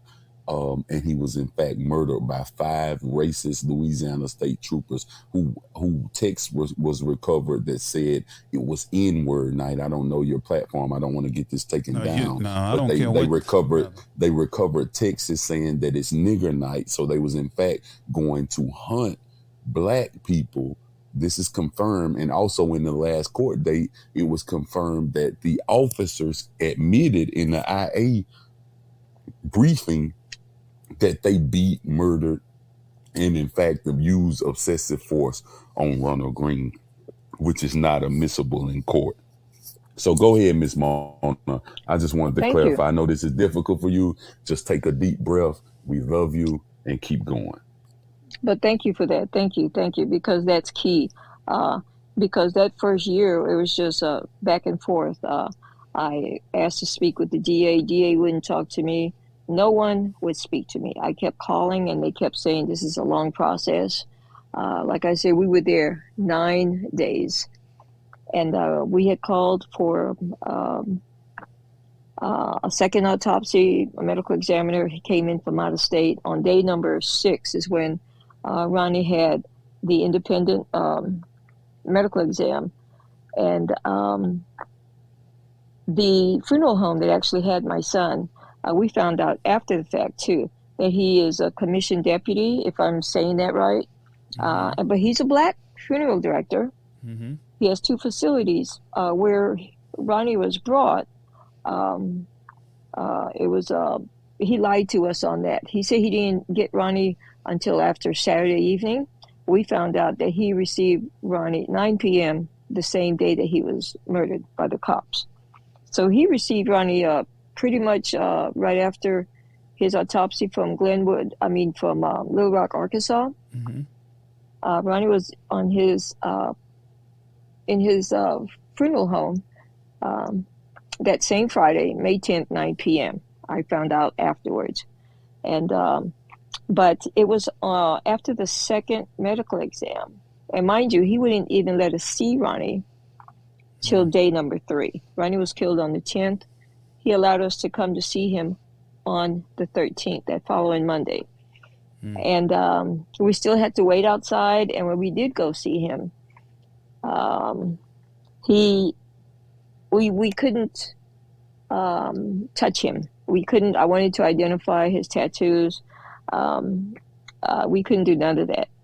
And there was 2 bodyguards on both sides of Ronnie in the room that he was kept in. And it was the second medical examiner, when he came in on day 6, he told us then that Ronnie had, after we left that, let me back up a sec. When we left the first time after seeing Ronnie, I asked him, what's he going to do with Ronnie?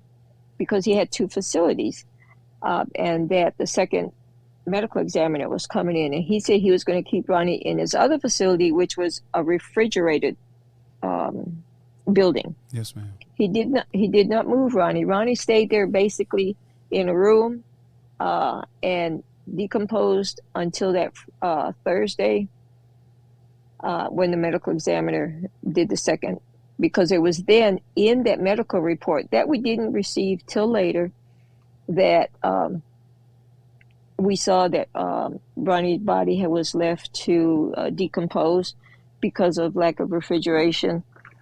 And but also after the medical exam, which was day 6, day 7th, the Friday following, so he was killed on May 10th. It was May 17th. We were back there at the funeral home that Ronnie was that whole time. He told us just out of the blue, he wouldn't allow us to take pictures. He would not allow us to go back in and take any more pictures. He did take my daughter's camera, went back there, took 1 picture, which we do have. But he told us that we had to get my son off of his property by the end of the day because his employers was complaining of the stench because Ronnie's body was badly decomposing, which he allowed. And we literally were, we were in shock the whole time behind this. But to be told that just out of the blue, it's like he pulled the rug out from under. We kept having these horrible situations happen in spite of the shock of it happening. And the funeral director did this, and we were calling Shreveport Coroner's office to see if someone could get Ronnie, to get him embalmed so we could send him to Florida. Good God Almighty. No one would take Ronnie. The surrounding funeral homes, we called around, and no one would take Ronnie because they knew of the situation with the state troopers. And how we found that out was one funeral director told us they will not get involved behind the situation with state troopers. And it was like, what are we going to do? I asked him, I said, will you embalm him so I could take him home? And he said he couldn't because Ronnie was too badly decomposed. And I said, I can't leave my son here. And he says, well, you can cremate him. And I thought that, well, we got the second autopsy it was totally nobody to help, to advise. We were literally stuck to where by yourselves. you completely vulnerable. you gotta get him off my property, you know. And we were left with what? How can you? Yeah. Well, they did that. They did that, dear sister, to allow the evidence to wither away, but they didn't count on a whistleblower. If it were not for that whistleblower, thank you, sir. Did you ultimately cremate your son? Yes. Yeah, that's what they wanted you. That's what they wanted you to do. Yes, and it was horrible. It was horrible. I hate that.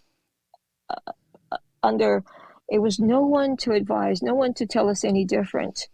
We were literally in shock from the first phone call to this very moment. The way Louisiana, the narratives, how they kept trying to control everything to where, and it's just like you say, the fact that we were totally crippled back then, but not so now, because of the whistleblower, because of AP. And mind you, this was a reporter from Associated Press, and he came forward with footage, with the videos, and then we had the whistleblower called Cavalier, and that's when the DA came out of hiding. That's when the DA says, "I'm the only one who's ever done anything for you," but yet and still the DA's on record saying that he didn't see any reason to press charges. He wasn't going to press charges on the officers. So what was the resolution? Were they ever held accountable, the officers? I'm sorry? Were those officers ever held accountable? Were criminal charges brought? Did the agency suffer anything criminally or punitively, or civilly, I should say? What happened was, it was 3.5 years later that it went to a grand jury from DA John Belton, and we ended up with 5 indictments. And that was December of last year, 2022. And it was historical. It was first time ever. But to me, it still wasn't a bird in the hand, you know? We still didn't have anything. We just had indictments. And it took that long to get that. And then earlier this year, we had this bill of particulars and just basic, what is that word, Marquell? Technicalities, because the bill of particulars weren't met. The judge, they filed a motion to quash. The judge granted it because the bill of particulars, the description, the word by word description of what each officer did and what frame in the video did they do it at, was not given in writing to the courts. So they used that because that wasn't met. Yeah. To set him free. Yes. In spite of the indictments, Judge Thomas Rogers let 2 of them go. And then we got these 3 officers. We still got Corey York, Clary, and Harpin. And but it's just whittling away. It's whittling away to where we may not have, and we're just hanging on the thread because there's still another motion to quash that's in play. Am I correct, Marquell? Definitely. And just so your listeners understand, this is the first time Louisiana police have been indicted for killing anyone. So she secured 5 indictments on 5 officers, and they're wiggling out on qualified immunity through a BS system. As I just told you, they admitted to what they did, and they're still able to wiggle out. And we know when there's a black person sitting in this seat, he's been convicted with less, with no evidence, with just word of mouth.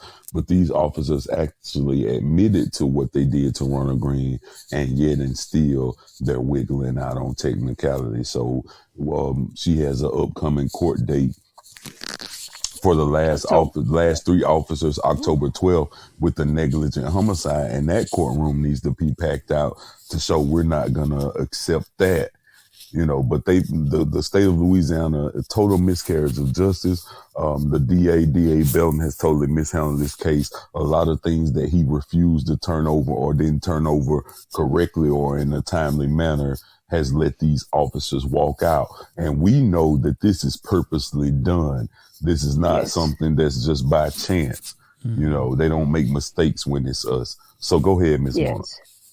Yes, and thank you for that, because it was we asked to see the transcripts of how D.A. Belton, he's a black district attorney in Western District, and mind you, where the Abby Moon, who's the coroner, and the black funeral director, their businesses are right there in the district that D.A. Belton is over, and he said from very beginning he wasn't interested in going after anyone. No matter how many times he was asked, it's like, well, all this is going to be wrapped up in the lawsuit. But individually, you know, and I'm just floored by this conversation, you know. But in the end, what we have, this miscarriage of justice, even though you do have these 5 indictments, it's just like Marquell said, you know, they're whittling away at, they're using the flimsiest, with the help of D.A. Belton and this new prosecutor he put on in February of this year by the name of Hugo Holland, who is all for the KKK. He is nothing but KKK. He's all for the troopers. He will not do anything. It's with his help that they're rearranging. They're literally just tearing away at every little piece of thread to get these cops off the hook, to where the judge looks at it and says, in spite of this, in spite of that, I'm going to have to grant the motion to quash. You know, that's the kind of back and forth. They literally, it's a mockery of their behavior in court. It's a mockery of how this is all unfolded. There was a special committee that went on all last year that had witnesses on this committee saying they sanitized their phone. My superior told me, get rid of the evidence. There was whistleblowers on top of whistleblowers. And the fact that you have people, right, it's just like Marquell says, it don't matter what they say. No one's going to hold anybody accountable. No one was arrested. No one lost their job over the killing of Ronald Green. You know, you had some Dakota DeMoss who lost his over the beating of another man that in State Troop F, and he was fired for that. And we have another black citizen. His name is Aaron Bowman. He was beat up. He lived to tell it, but he was beat up by Jacob Brown, who is a son of Bobby Brown, who is a top brass.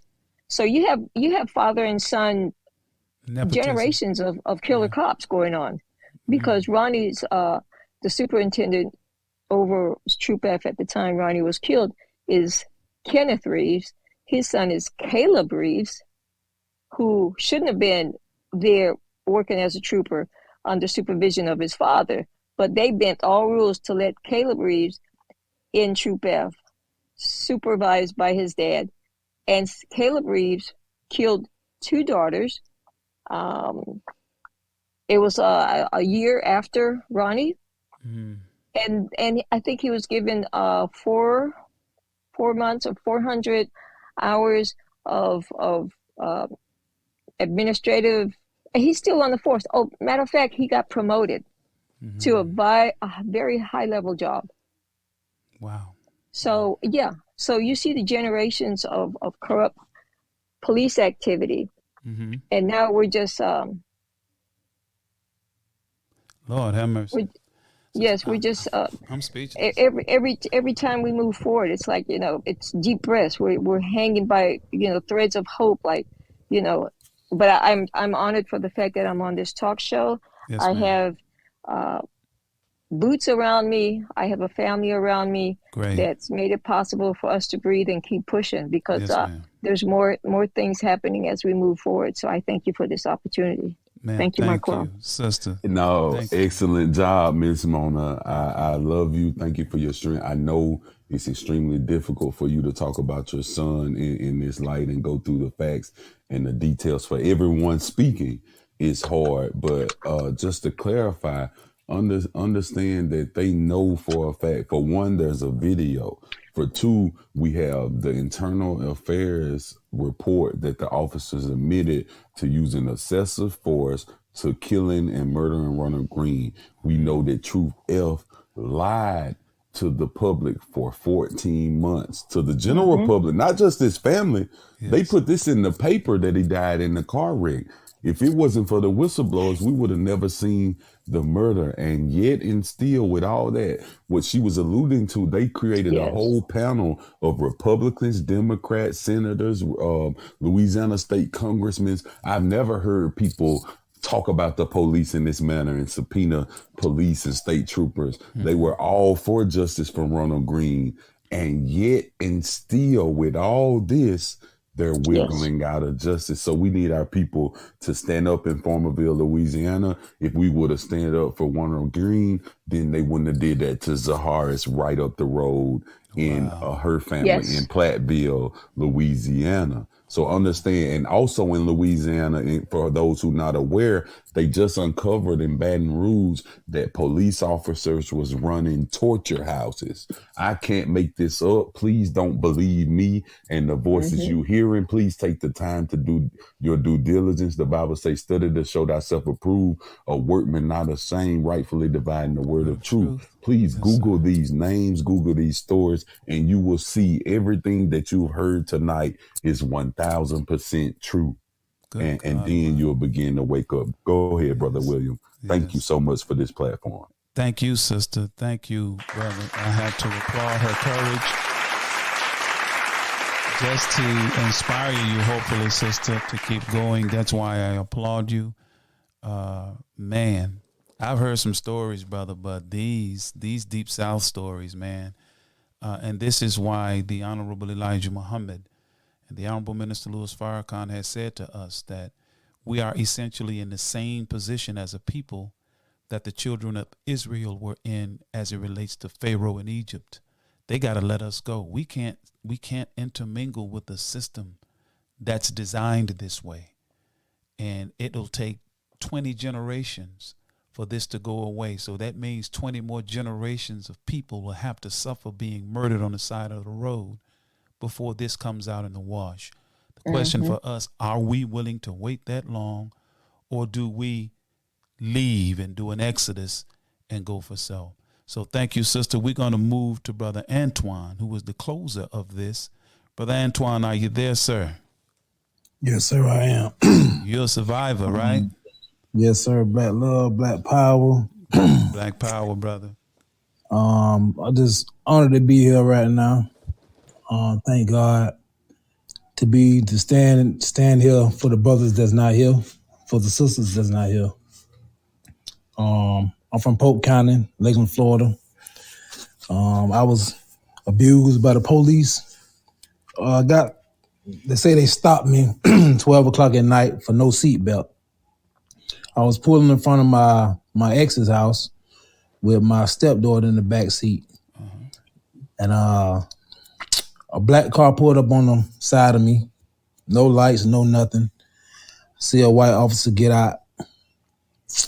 Actually, I didn't know he was an officer at the time, but once he approached my vehicle, I noticed he was an officer by his uniform. So he asked me to shut my vehicle off. So I shut my vehicle off, and he asked me if I had marijuana in my car. I said, yes, sir, I do.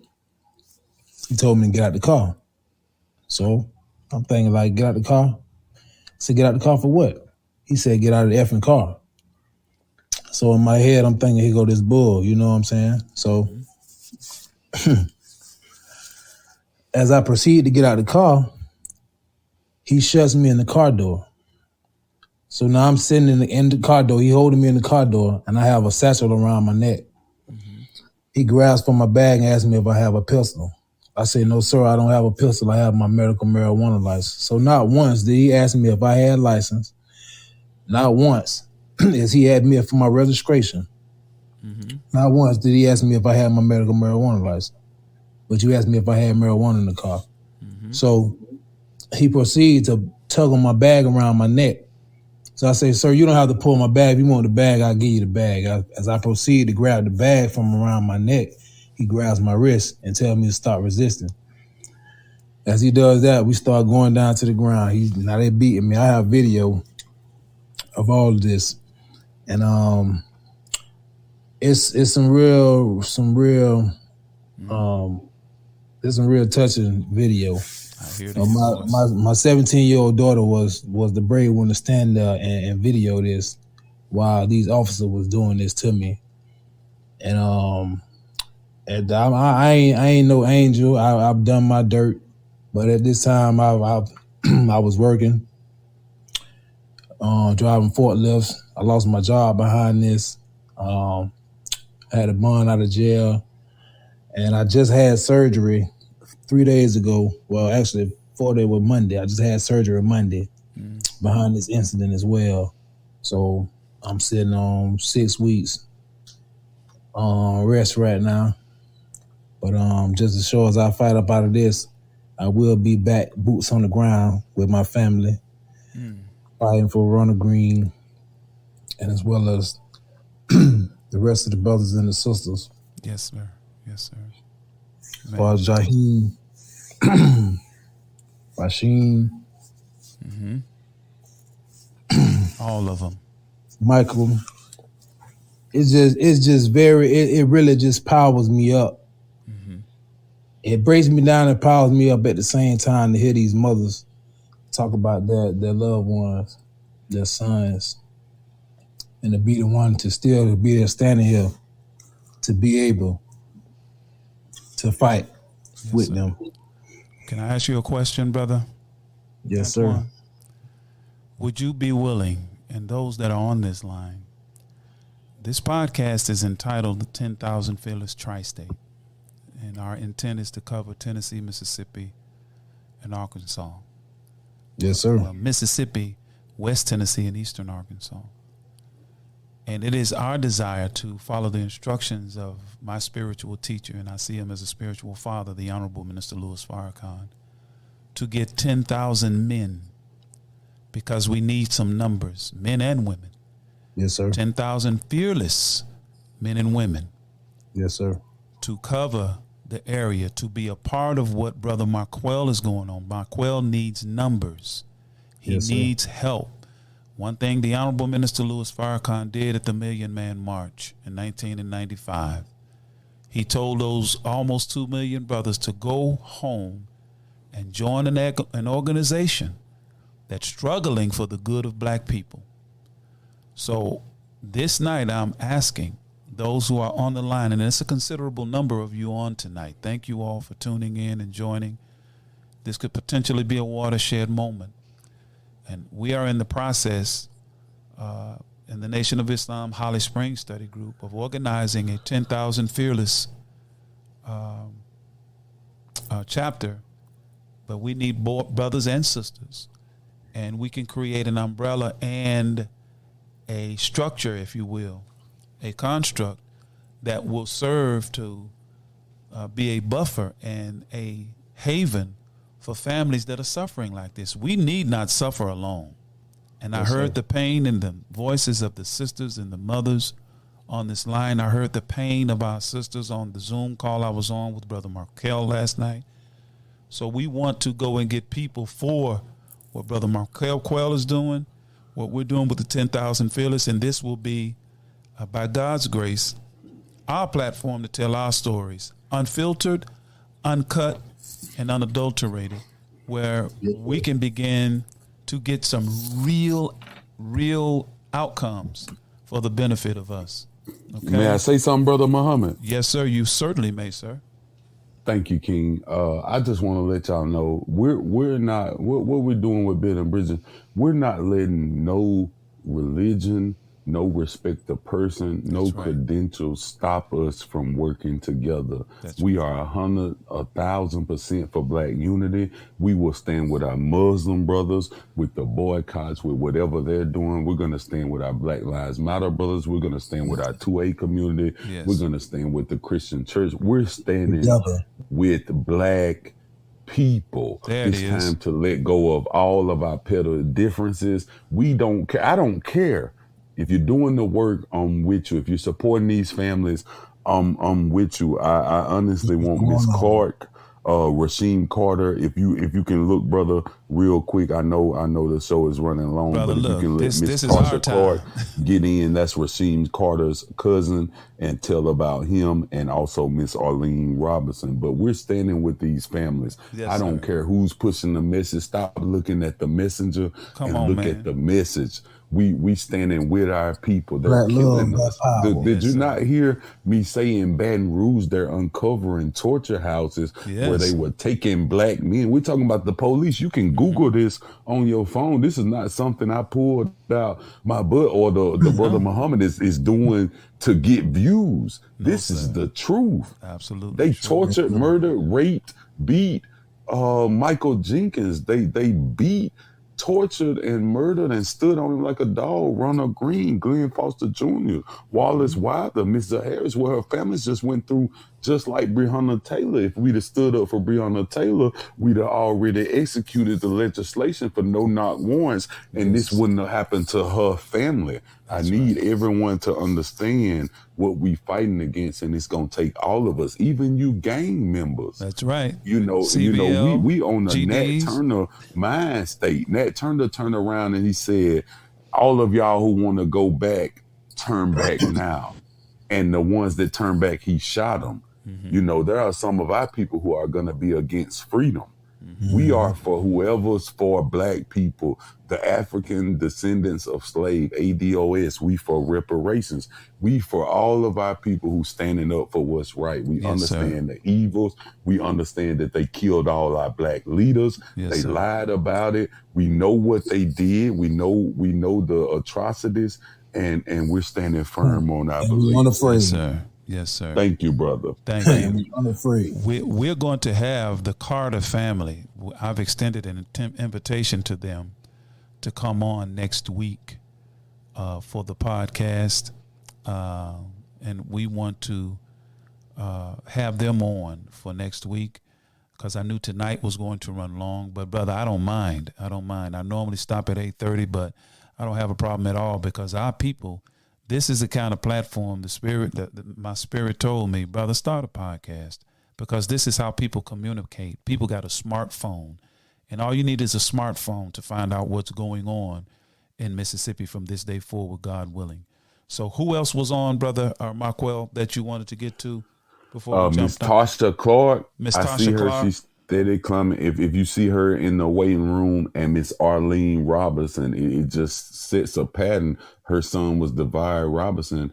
He was just in the car with his friend, and he was murdered by Baton Rouge police. Wow. So Jefferson Parish police. I'm sorry, Miss Arlene. Okay. But if we can get those on to tell their story, it would be significant to what we're talking about. Gotcha. I just let Miss Clark in. She just asked to come in, and I just invited her in. There she is. Go ahead, Sister Tarsha.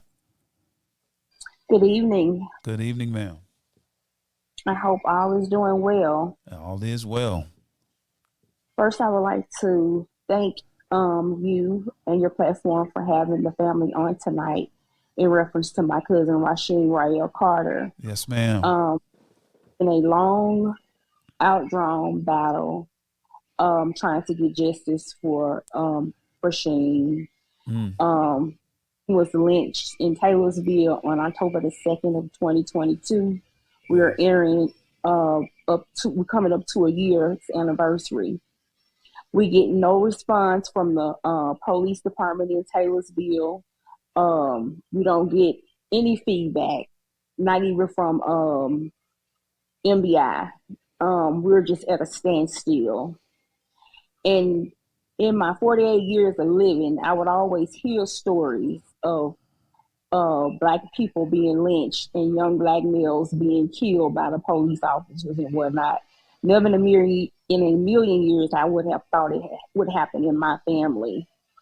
Rasheem was a young father, and he leaves a young little girl here, and he was also an entrepreneur. Yes, ma'am. He was college educated. And when you saw him, you saw his smile first. In no way possible that he deserved to go the way that he did. No, ma'am. We're going to continue to fight until we get justice. I don't know what's going to be the outcome or what's going to happen, but it's to the place when I hear different stories, like Ronald Green mom just shared, it makes me angry because we have experienced basically the same thing that she's saying. Yes. Like they wanted us to cremate him. So no, we're not going to cremate him. That's to get rid of the evidence. Mm-hmm. So it's like we're actually doing our work ourselves, going out, talking to different people, getting different stories as to how he was fed to the hogs. We have tapes of where he was being, what the children in the school were talking about, how their dad and them said they fed him to the hogs and how they killed him. And it's devastating.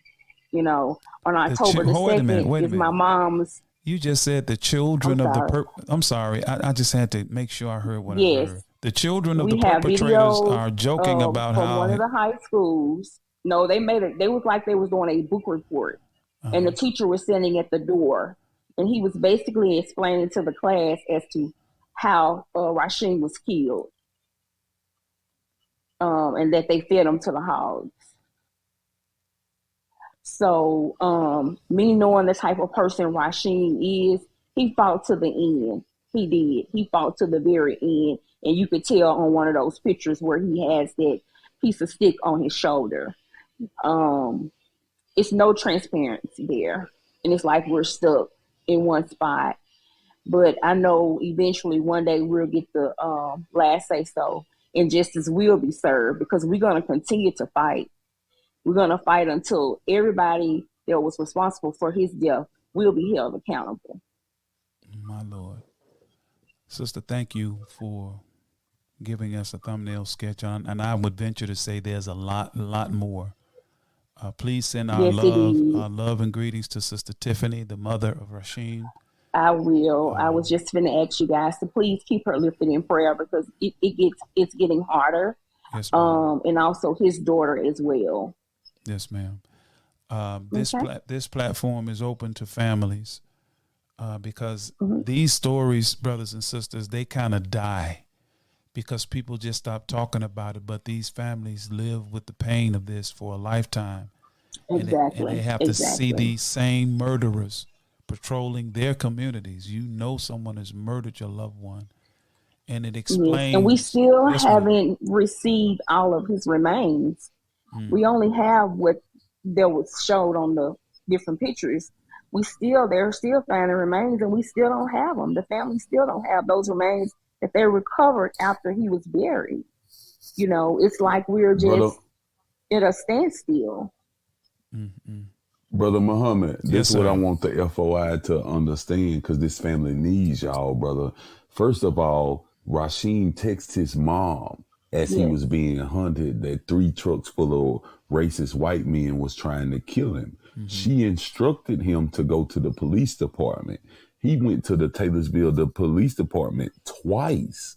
Not once, but twice. That's right. And they turned them away. This is documented. This ain't nothing we making up. This ain't nothing the family making up. Nobody gains anything from saying this. This is actual, factual. He went to the police twice and they turned him away after telling him 3 trucks full of racist white men was trying to kill me. So understand what this family is fighting against. So on top of all of that, the initial label was animals and drugs. Where you get that from before you even perform an autopsy? And foul play. And also they found what is looking like, I'm going to be 1,000 with you, is looking like Rasheen Carter has stumbled upon a killing field. They have found a KKK killing field. They found other people's bones where they discovered Rasheen. Not just Rasheen. They sent this mother. First of all, Miss Tiffany Carter is the strongest woman I've ever met in my life. I love her, and just her strength is nothing short of God given. Mm-hmm. She emboldens me every day with her strength, her smile, and her perseverance. But dealing with all this, they found other people's bones where they found Rashim. It's just not him out there. They sent her loved one in the box. That's the whole. I was supposed to be standing up with her and keeping her up, my brother. And when I looked at Rashim bones, I broke down. This is no lie. I couldn't contain. This has never happened to me. I couldn't contain myself just experiencing this with her, and she was still strong and still, so let's be honest about the situation. But everything from the Taylorsville Police Department, the Smith County Police Department has been corrupt, evil, and racist. They know what happened to Rashim, and yet going on 9-10 months, still no justice. Well, brother, sister, look, I got to admit to you, my spirit is certainly disturbed, but disturbed in a way that it inspires me to keep on trucking, because my teacher, the Honorable Minister Louis Farrakhan, has said that of all of the states of this country, he loves Mississippi the most. And you all's testimonies are helping me to understand more deeply why he says that. He has also said that because of Mississippi's unique suffering, some of the strongest leadership is going to come out of the state of Mississippi. And I think I am talking with some of that leadership when I talk to these families and talk to you, Brother Marquell. So, brother, you got a brother and friend in me, and you have my contact information, and whatever that I can do within my power, brother, in terms of aid and assistance, spearheading, and certainly this platform is available. We own it. We run it. Yes, it's run through Podbean. Yes, they have community standards. We will abide by it. But they can't stop us from telling our story, and they can't dictate to us how long we stay on. Because we're at 9 o'clock, and I have no problem with it. I want to applaud all of the families. God bless you. God keep you. Thank you for having us. God strengthen you. You will be in my every prayer, because we live with satanic people, and we have to understand. And I'm reminded of a quote of a Jewish survivor of the Holocaust, where he, and I'm paraphrasing, he said, the Germans taught them hatred. He said they just were not very good students, that they picked up on the depth of their hatred. And in words, I'm paraphrasing. So it is with black people. White people have been teaching us their hatred for almost 470 years. We have not been good students, because we continue to try to befriend and be amongst the types of people. There are those in that community that will help us. This is not a sweeping indictment, but there are racist minds that we don't understand deep enough to where we haven't come to the realization that we need each other to fight these kinds of battles. So, dear family, Brother Marquell, man, thank you so much. Any parting comments you want to leave us with, Brother Marquell, before we land the plane? Definitely. Yes, first of all, I want to thank you for this generous platform. I want to, first of all, from the moment, I don't even do interviews if they don't let the families come on. And the moment that I told you and you asked to interview me, I said, can the families come on with me? You didn't hesitate. You said, yes, brother, we got 8 slots. Any family that want to come on can come on with you. My hope and my goal for talking on this platform is that my Muslim brothers and the FOI stand with each and every one of these families. They need you. They need court support. They need investigators. They need lawyers. They need boots on the ground. This is not about me. All of these families are screaming out for justice. And I know that my Muslim brothers are organized. So my hope here is that every single brother of Islam hears these families' cries and say, you know what? I'm going to reach out to them. Fuck Marquell. Forget Brother Marquell. I'm going to reach out personally to these families and establish a connection, because they need you. They don't want you. They need black men standing in solidarity and support for them. And that every time I speak, that is my only goal, to offer them more support. So thank you, Brother William Muhammad, for allowing us to be on your platform. Thank you, FOI. Yes, sir. That's Brother Shaheed Muhammad. Brother Shaheed Muhammad. Yes, sir. Brother Killer Mike said it best. Everybody's waiting on a black platform, but we have one in the final call. Yes. It's on us to support it. That's right. My message is, everyone go get a final call newspaper, because when nobody listened, the final call posted about Rasheem Carter. That was Sister Anissa. When nobody listened, the final call posted about Michael Jenkins, Ronald Green, and every other story that I brought to them. Yes, so sir. We have to support them. We ask for black media. We have it. The problem is we're not supporting it. So support the final call. And my call for the FOI is, reach out to these families. Yes, they're not lying. They're telling the truth. Please come stand. Let them see solid, moral, value black men standing beside each and every one of these families, the slave families. Let's be on top of this from the beginning. Let them see brothers in bow ties and bean pies. Yes, sir. Oh, what happened? Brother Marquell, where did he go? It's like somebody, it cut off. Can you still hear me, hon? Hold on. Can you hear me through the podcast? I can't believe, hold on. 10,000.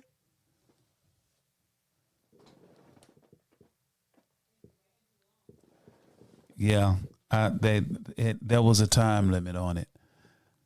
Well, we're going to have to land it immediately. I will do some post-production on this. It's only 9:06. So I guess there is a 2-hour limit on per show. So I'm going to have to call my brother and let him know. But brothers and sisters, thank you all for tuning in as I do the post or the closing to this program. We will be back, God willing, next Thursday, same time at 7:00 p.m. for the next edition of the 10K Fearless Tri-State Podcast. I'm your host, Brother Abdul Shaheed Muhammad. Thank you all for tuning in, and I'm going to go ahead and land it. Thank you all for tuning in, and we leave you as we came before you with the greeting words of peace of Assalamu Alaikum, and may God bless all of you. 10,000 fearless on the move. Let's go.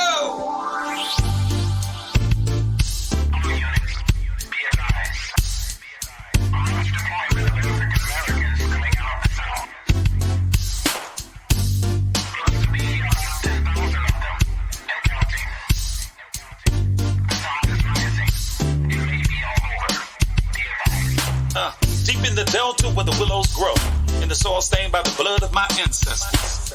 Punch bowl voices call out to my soul for justice. The wicked will reap what they've sown. Spirit of Aziz is back on the rise. Soldiers in the delta kept it alive. Time to stand up, take our place in the sun. Understand the time and what must be done. 10,000 fearless on the move. 10K fearless. This is it. 10K fearless on the move. Mississippi. Sip. Gotta make a move and take control. Have something we can call our own. So shine your light, help the people see that now is the time for us to be free. And if you waiting on the pie in the sky, you better wake up fast. They told you a lie, cause big fields await the wide awake man. Elijah's got the master. 10,000 fearless on the move. 10K fearless. Mississippi. 10K fearless on the move.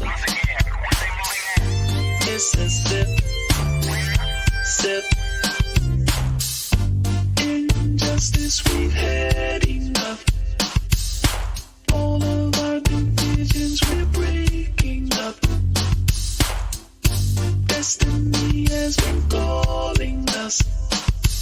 The Spirit of the Most High is guiding us. See, the time is now. What you waiting on? Quit shooting your brothers. Put your gun down. Come on. They got a cage waiting for you if you keep that up. Early graves coming to you. From that, can't raise you up. Now, Sister Ida B and Fannie Lou, check them out and you'll know what to do. But if you really want your enemy to be alarmed, read the final call. Follow Farrakhan. 10,000 fearless on the move. MK fearless. Mississippi. MK fearless on the move.